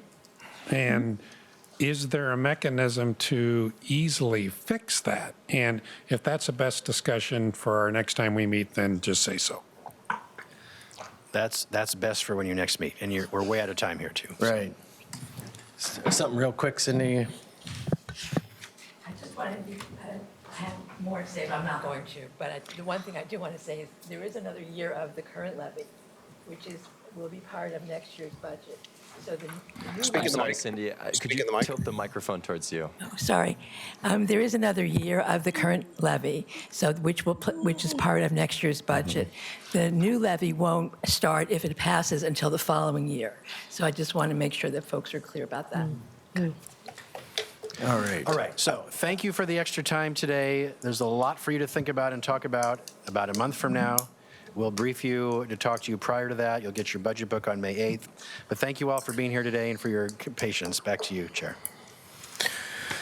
All right. I know we have to move on. I just want to kind of go back and make a quick comment because we've gone way over on this topic. But I think and this isn't kind of a time to really get into the debate of the budget. We're going to get in that later. And I can't agree with this that Mr. Rose knows this, the ELED hasn't kept pace. We would come before the board and we would tell you, look, there's not enough money there. There's these vacancies. Do you want to fill them, yes or no? And kind of that decision was made. I think on the levy itself, I can just say there's a lot of time spent with county finance and everybody trying to figure out that cost model. Now, has it tweaked and refined? Absolutely. I think that just like in anything else, what impacts it is electricity, right? look at your own electricity bill and trying to project that. Look at the fuel bill right now, right? It's over $1 million in fuel for the sheriff's office and some of these things. Medical expenses. The medical contract at the jail, I know, is a massive contract. Food services. You see food going up at home? Guess what? Food's going up at the jail too. And so each one of these, you do your very best kind of projecting some of those, but sometimes you can be off. And I think, and then on top of it, which really kind of compounds the thing, and I think this lessons learned for the future is if we negotiate a contract, the POA, right, then that has to kind of be calculated in, because that came in after we had gone to the voters, right? And so those costs went up, and then suddenly you're at the shortfall. We're going to have more discussion about this. I think everybody's right in their own way, and I think just trying to come together with you as a budget committee, help us all better understand it more, and do the best we can to move forward. So I appreciate all of you participating in this. You guys all bring a wealth. So with that, Gary, I'm going to move on, and what do we have to wrap it up? Would you like to take a short break before the next, you have 2 more policy sessions, commissioners. Let's take a short 5-minute break. How's that? County with 4. All right, we'll reconvene. And Gary, what do you have next? Thank you. Your next policy session is cost recovery policy for fees, fines, and revenue agreements. Presenting is Elizabeth Comfort, Finance Director. Go ahead, please, Elizabeth. Thank you. Good afternoon, Chair and Commissioners. Elizabeth Comfort, Finance Director. Before we have an updated cost recovery policy. You adopted this policy first in 2020 and then with amendments in 2024. And this amendment today before you has 3 updates. One is to clarify that the District Attorney's Office, that they have their own recovery policy. And then we also want to clarify the customer price index, the CPI used each year. We want to be consistent, so we stated which that is. It's the West Region in December. And then also due to the elimination of the penny, the Treasurer's Office developed some language that we wanted to insert here of rounding up, rounding down. And so those are the 3 changes, and I look for your approval. All right. Okay. Thank you very much, Elizabeth. Any questions from my colleagues? We have a motion then. I move to approve the amended policy as presented. Second. Do you want me to redo that with the mic on? Oh, Yes, please, sorry. Commissioner. I move to approve the amended policy as presented. and I'll second that. All right. Commissioner Hellman's moved to approve the amended policy as presented. Commissioner Schrader has seconded that. Any further discussion? Seeing none, clerk, can you call the poll? This one was easier. Commissioner Schrader. Aye. Commissioner West. Aye. Commissioner Savis. Aye. Commissioner Helm. Aye. Mr. Chair. Aye. Motion passes 5-0, Mr. Chair. All right. Thank you, Elizabeth. Gary. Thank you. That was quick. Your final policy session today, we've saved the best for last. Short-term rental registration pilot program review. The lead presenters today are Caroline Hill and Celia Nicholson, who are from the Office of the County Administrator, and they'll be supported by, and I'm sure they'll show up any minute, Elizabeth Comfort, Finance Director, who's here, Dan Johnson, Director of Transportation and Development, and Jeff Munns, Assistant County Counsel. I know Jeff and Dan are on their way any second, but Caroline and Celia will kick it off. Go ahead, please. Thank you. Hi, good afternoon, Commissioners and Administrator Schmidt. My name is Caroline Hill, and I'm from County Admin. And I'm Celia Nicholson from County Admin. So we are here today to ask for your direction on next steps for the short-term rental program. First, I would like to start by giving you a quick summary of where we started and how we got here. In 2019, after months of research, Planning and Zoning staff came before the BCC to present their findings. At that time, matters of consideration were garbage, maximum capacity, maximum days rented annually, off-street parking, fire safety, and noise. Since then, the BCC has considered a variety of versions and options for the STR regulations. Fast forward to 2023, and the BCC approved and enacted the STR pilot program. The pilot was set to sunset after 2 years, at which point a review of the program and the effectiveness would occur. I would like to turn it over to my colleague Celia to go over our findings on the administrative process of the program. Thanks, Caroline. Three main categories emerged when looking at how the STR program functioned internally at the county: staffing, registration, and software. As implemented, the program did not budget for dedicated staff to be trained on and administer the program, with only 0.225 FTE being allotted to track complaints. The program did not budget for staff to manage the system or resolve complaints and violations.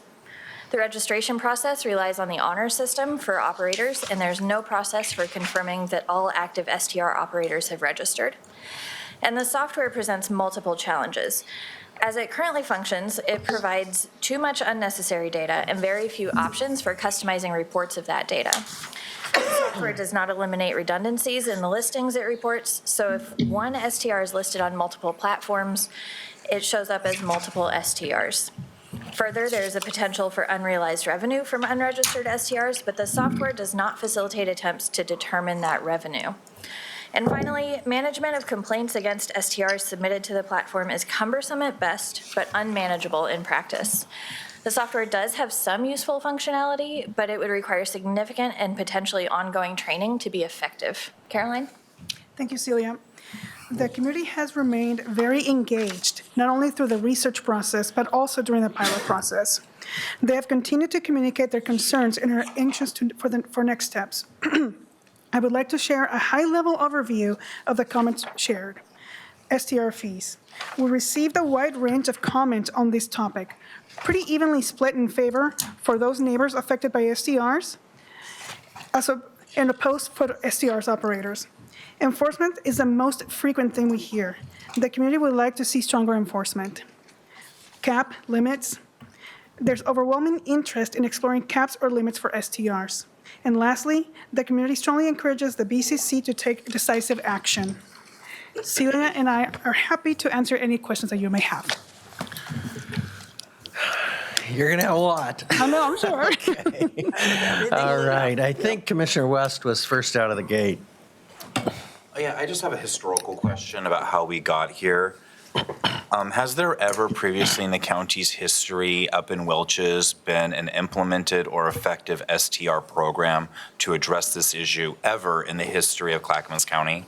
Not that we can find. The first, the county looked into it, but it was back in 2019 when Planning and Zoning had done some research and community outreach with various CPOs and public meetings to get input from them. Before that, we didn't have anything. But nothing was implemented after research was done? No, nothing was implemented until 2023 when the board adopted and enacted this current pilot program. These current pilot program after much research and public engagement? Yeah, there was some approving of code, change code and so on, but nothing ever was enacted. Okay, so nothing viable existed? There was nothing viable that Not to my knowledge, no. Not to your knowledge. Thank you for clarifying that. That has been a question out in the community that I had gotten, but as far as I know, the first real responsive policy position pilot program was the one enacted in 2023. So that answers my question. I may have other comments, but I just really quickly needed to clarify that this is unique and an initial response from the county on STRs. And I would ask Commissioner Savas to chime in anytime he feels it's necessary. He has all the history as well. Yeah, thank you. Yeah.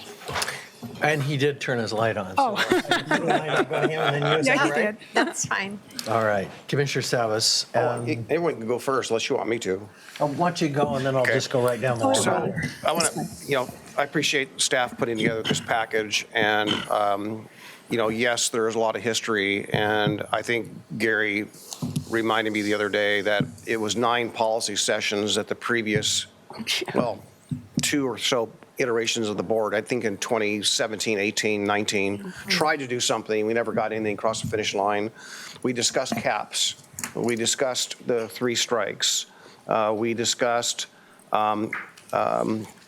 fees, and we started out at, I think the first fee proposal was $675 or $750. I think that was not well received when we did a lot of public processes.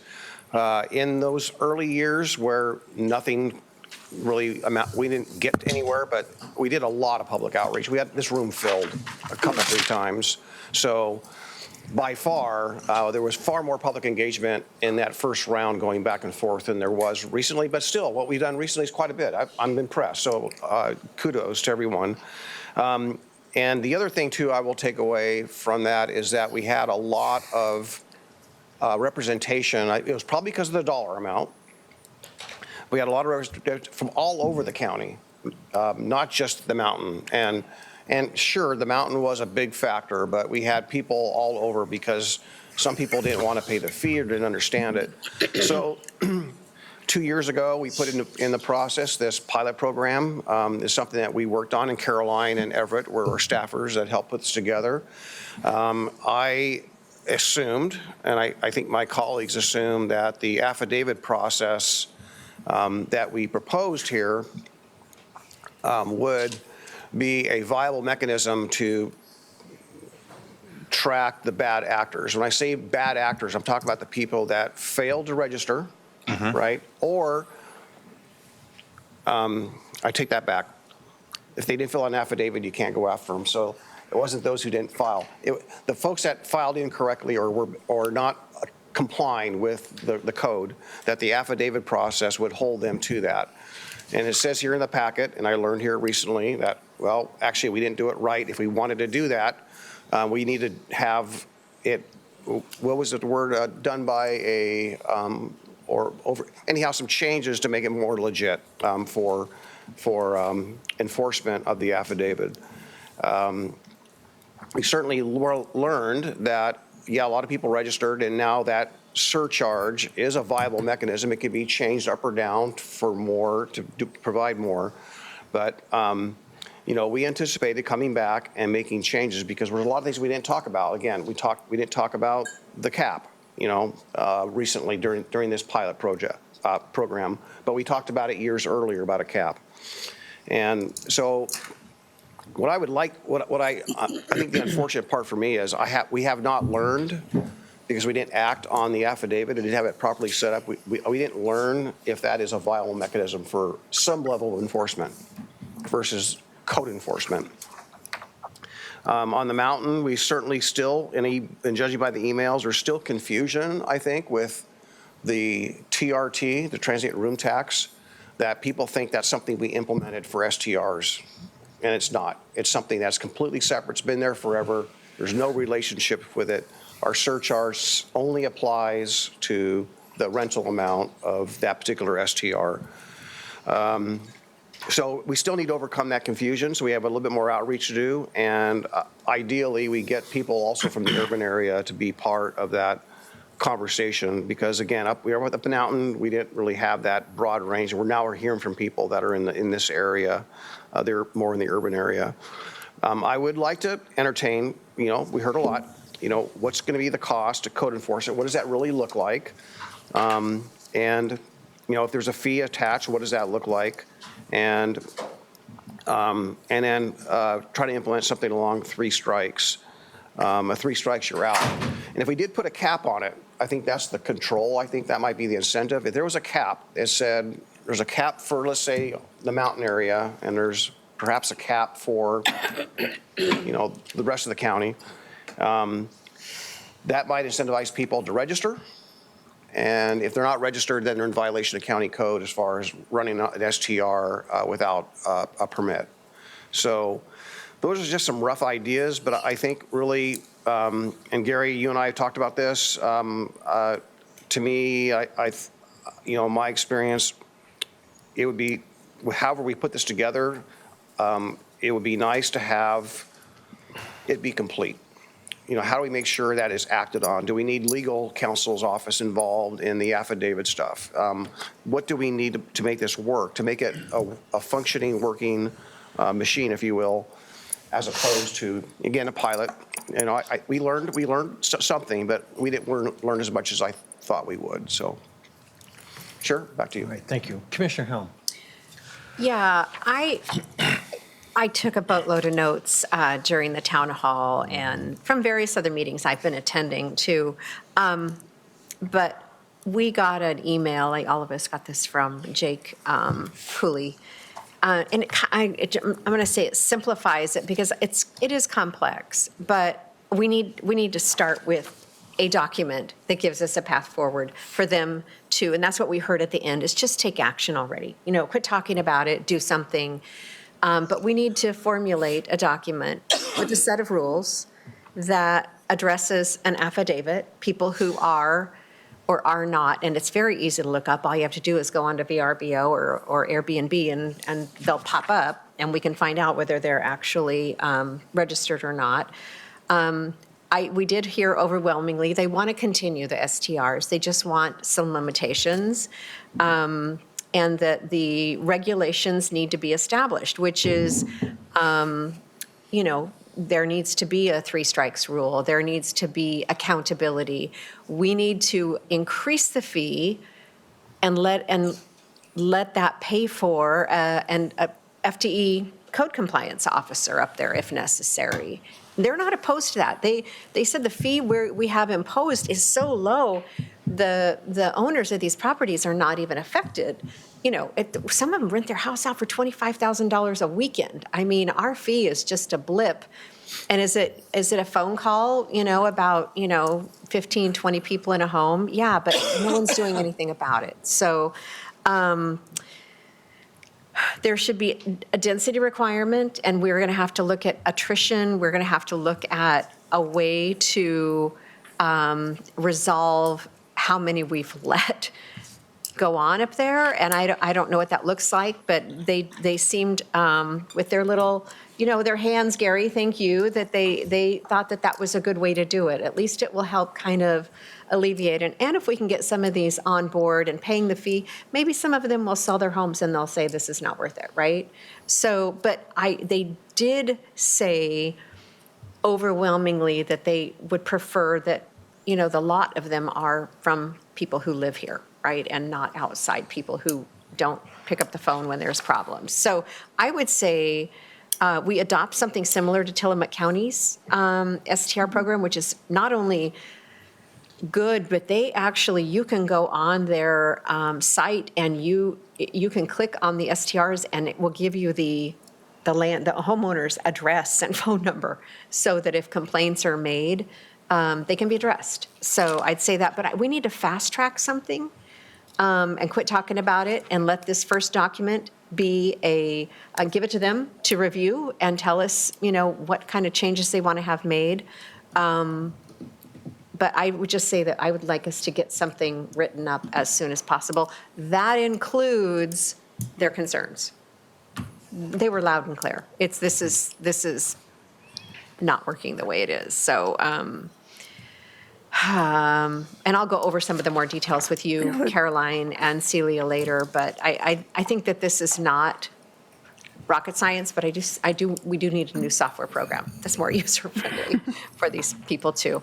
And we all know when we get online to do something and you've spent 45 minutes and it's very frustrating. So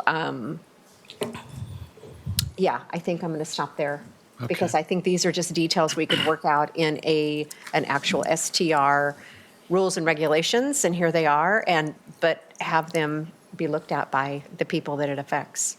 Yeah. Great comment. Commissioner Schrader? Oh, well, actually, you answered my question because I was going to ask, there's got to be other models out there that have been successful. Yeah, and Tillamook is probably just one of them. So, Paul, I know that you and Commissioner Shaw have been doing all this work. Did you guys find other models out there? Well, we all did that together, right? Yep. But like the Tillamook, I'm like, gosh, I'd try and pull up Tillamook right away and take a look and see how that They brought it up too works. at the meeting. Yeah. They were the ones that brought it up. So Last we checked, the Tillamook County had put a pause to their program, but I can double check on that. Okay. Yeah. Because they had run into some issues, but I can double check. Okay. Yeah. Okay. Yeah. Yeah, it's a sticky wicket. It's always hard because what will happen is that people do get upset because of all the noise and the commotion and things that people aren't being good actors. But then you get the people who are owning the property, then they'll go on about, their property rights or, that. So it's I was very happy that it was Commissioner Savas and Schull who took that on. And Diana, it sounds like you've taken a lot of notes, so keep me in the loop. I would just say that what I hope to see happen is just some sort of document that gives them a starting point, just like with the Farm Bill that just was passed at the state. It's not a perfect document. It can be changed, it can be tweaked, altered, or whatever. But let's have a starting. So you wanted something different than Chapter 8.10? Yeah. I think it needs to be there look needs at to be that. more accountability, obviously, and there's not right now. And I've often wondered, however, I'm sorry, Chair, just one, I'm going to look at Dan here, but I don't want to scare him, but. Dan can't be Dan. scared. I think part of the issue is we just almost wish we could expand code enforcement to include some of these functions. But I don't know how we would do that, how much money. We're already understaffed with code enforcement, aren't we, Dan? Even if we were to come up with like a set of policies. Yeah, it's an interesting question. It's still going to be, who are the bodies that are going to be to really. It's an interesting question because the that issues that you're, let's just back up. We started this discussion in 2019. Yep, I remember. And I missed the intro. It's been a long, dusty path. And there's been a lot of different discussions around what we're going to do and what we can do and can't do and should do and won't do and will do. It's not all around code enforcement. No. The issues that they're talking about really balance upon two different areas, code and law. Law is the sheriff's office, code is enforcement office. And so it's almost like you got to think creatively about this new hybrid program that would have some individual with some sort of an enforcement background that could work with both those entities to kind of convey messages, or at least be an ombudsman for kind of that dialogue with those two entities and facilitate some of that. And that's kind of, when you see that, it doesn't, like I said, it doesn't clearly fall like in one different portfolio. So, which complicates the issue that you're Which is what, the idea of an ombudsman, though, is intriguing. It is. I wanted to make just a couple comments about this. And first and foremost, I want to thank all the citizens of Welch's and Government Camp, and Commissioner Savas and Diane Hill and I were all there, and it was very profound, very informative, and they took a lot of time to think about their input, gave some great suggestions. So a big thanks to all those individuals. This is what I took away from that meeting, and you guys can correct me if I'm wrong. We're done talking about it. They want action, and they want action now. And I could sense the urgency in their voices and their concern, and I don't blame them. And I'm not here to kind of debate. I think Paul said it started in 17. You're saying 19. I don't know when it started, but it's been a long process, right? And I do think right now is the time to really, I would describe it as a full court press playing basketball, right? Let's get on this. Let's kind of try and move this thing forward. I've done my own kind of personal research, talked to some folks in Long Beach, Washington. They have a big short-term rental issue. Talked to somebody actually in the mayor's office for Boise, Idaho. They had to implement policies. Also some folks in Arizona. And some of the programs actually, will require 30 or 60 or 90-day rentals. They don't have all of short-term rentals. And they've learned a lot of lessons along the way. And so I know you've gathered a lot of that information already and formulated into this. But I guess what I would just really try and emphasize is putting a timeline on this. I think people want to know, when are we going to see something? And I think the top of that list should be accountability and having somebody to respond immediately to their calls, concerns, and complaints. I know Paul mentioned 3 strikes. I think a lot of times that, things can happen, and there's also an ability to compound the fines, right? Hey, there's some grace period, we'll give you this. But if this is a continuing, ongoing problem that's causing the neighbors in uproars, then perhaps that needs to be an escalation of like, you have to deal with the issue at hand. One of the big issues I heard too up at Welch's was their concern about fires, and I really can't emphasize that enough. Some of the places have places to have fires outside in the backyard. Inspections can make sure those are removed, or that they're only propane or whatever the fire marshal, whoever thinks is the best way to save that is. It is. Things could be turned upside down in that area if we had a fire. And so I think those restrictions are really important. And the other issues that I've kind of seen looking at these other ones is knowing the number of bedrooms, making sure there's adequate parking, the limitation on some of those things that tie to it, and versus really restricting the number of people that are going to be in some of those facilities. And the last thing, another issue that was raised up at Welch's was also concerns about overloading septic systems and contamination up there, just having a large volume of people up there. So those were a lot of the input that I think that we heard. And I would just encourage that we really try and move this along as quickly as we can. And at the top of my list, I just want to reiterate that, is trying to get that code enforcement started and ensuring that people are participating in the program, because some are and some aren't. Some are doing a great job, some aren't. So, and really making sure that there's a follow through on the complaints. So that's all I had to add. I know Commissioner Savas, I think, had another comment. So Commissioner Hill. Yeah, so if you will indulge me a little bit, and by experience, both, well, Dan and Gary, we all went through that. It was very tough. And I think what I learned out of that, no disrespect to my colleagues, but a lot of cooks in the kitchen, we couldn't really make up our minds, and we wandered it, we didn't understand it. And so I think in hindsight, and then also taking into account how it's administrated organizationally within, I think that needs to be tackled first. I think that's one of the first things that we need to do, or staff needs to do. And I'm kind of going back to the memory that of when we tried to launch the Veterans Village, and Commissioner Schrader, you and I worked together, and we worked with staff, and we put that together. And as a result of that, implementation teams came out, and we stepped back, and it went on its own, took a life of its own. But we had to be there to get it all together. So I would suggest maybe something like that, just to get this started. Work with staff that Gary feels are the appropriate staff.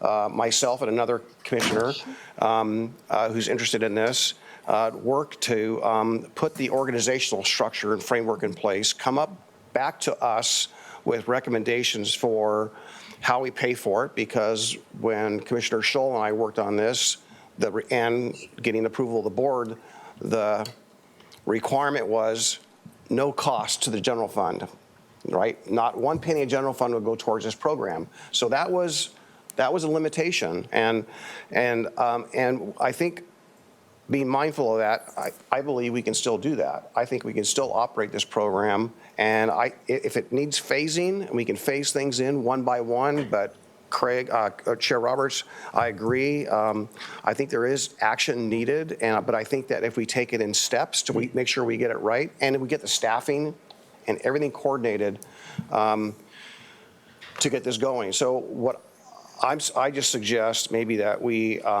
assign ourselves, a couple of us, and work with staff and come back with some proposals to get this implemented, so that it work with legal counsel's office, for example, and how we get the affidavit aspect right, and enforcement.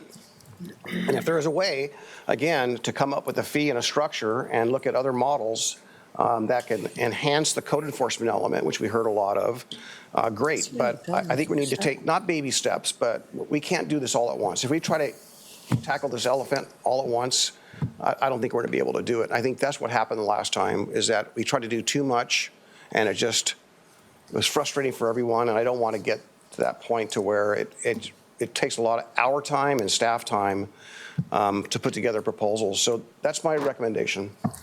Respond, or go ahead. You go ahead. No, go ahead. I think that, I guess my response to this, and I was asking Emily today, I said, so how many are there, right? I didn't have an idea of the numbers, right? And she said that there's somewhere around 600 is what she had mentioned to me. Is there that many short-term rentals? No. More? It's more than that. Yeah. How many? Over 1,000. Yeah. Yeah, well, it's making my point, Emily. But my point is this, is that if, just say you have 1,000, right? That in order to do enforcement and quality control, just take the time. I mean, look, how many can I do a week as a code enforcement officer? And I mean, this could be years. And I don't think we have years. I really believe that, you're not probably going to like my answer, but I agree. I like the idea of not having to contribute general fund dollars, but I do believe it's going to take some county staff to help support, to get everybody in line in any kind of timely manner, right? I think this is where we pull everybody together, say, this is our problem.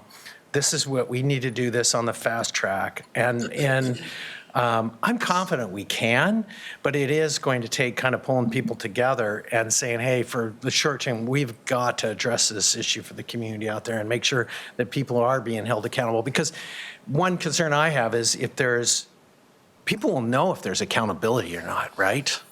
And if we're not holding people accountable for the bad actions, it will continue to fester and cause problems. Right. And so I agree with you, Commissioner. I mean, we have to be kind of methodical about this, but also I really do think it's a time to kind of say all hands on deck. Let's see if we can address this in a relatively timely fashion. So anyway, I know you're probably going, oh, great, this is a lot of work. But go ahead, Commissioner. No, and this is, kind of tags onto that, but the short term, this is from this one guy, which I think I want to use this as a template. The short-term rental owners should be expected to fund their own business. A fee or tax should be imposed to cover increased enforcement by code enforcement or by a newly established enforcement entity. It should, this should, and even if it's somebody that's up at the mountain, that's close by, that is not on the far side of Clackamas County, I think that we could impose a fee. I don't think that they're going to have a problem with that because they want enforcement, and I think they're willing to pay for it because they want that accountability by the homeowners and by the renters. See, and if there are fines, and I think I've said it before, when I've rented an Airbnb or a VRBO, if you break the rules, there's big fines involved, right? So let's have that as part of this program and then enforce it, and it will in turn pay for it. So I don't know what the right number is, and I'll sit down with Mr. Mathwiz over here and try to figure it out. But it should fund itself. It should not be our code enforcement who's already overwhelmed, and it should be way easier than that. So yeah, I think we can work on something that would please them. It's not going to make everybody happy, but I think it's going to take care of the bulk of it. So, yeah. All right. Okay. Thank you, Commissioner Gary, and then Mr. West. Thank you. So staff did all of this work in 2019 and 2020, Dan's staff, and frankly, we're demoralized because the prior board could not get to a yes. And frankly, staff said, we're done. Now, staff works for you. I work for you. And I know how important this is to you now, and we're looking at it with a fresh set of eyes. So here's my proposal, and yes, Commissioner Savas and I talked before this meeting. I will form the Administrators Short-Term Rental Task Force, and I'm asking for 2 county commissioners to serve on that task force. Just a second. It'll include staff from County Council, Finance, County Administration, Transportation, and Development, and I'll include Tourism, too. I think they should be at the table. I will be there as well. We're going to meet every week for the next 4 weeks, come back to you with the proposal in early June. That is a full court That's my proposal. So I need 2 of you today to decide which 2 of you would like to participate. Please. Well, I think I say 3 of you, needs to be one. 2 of you, Chair Roberts and Commissioner Savas. Yeah, I don't want to bump you. I'm happy to be bumped. I just want to make sure that there's input. Yeah, I mean, I'd along love the to be way. on this. I really would love to help. Okay. Got it. Chair And you and I Roberts, can Commissioner take it. Savas. If I can't make you're it, you can go for me, okay? We could all Do you mind? No. Oh, God, no. And I will say that this board makes decisions. Yeah. We are responding to citizens who are coming before us with complaints, so I don't think we'll have any problems getting across the finish line. Okay. And could I add one thing? Yeah. And just with that being said, just my apologies to you and staff, for all your hard work and that didn't go anywhere. And I know we're committed to following your guys' leadership on this hard work and moving things forward. So anyway, I want to say thank you for all that hard work in the past. All right, Gary. Okay. So I don't think you need a motion today, but really we're following option 2. Yes. Direct staff to determine cost to update, administer the program, bring back to the board in 30 days. Yes. Great. Okay. That's it. Anything else for That is your last session. You are finished for the day, Commissioners. All right. Thank This will you. conclude our business meeting. Thank you all for joining us, and until next time. All right.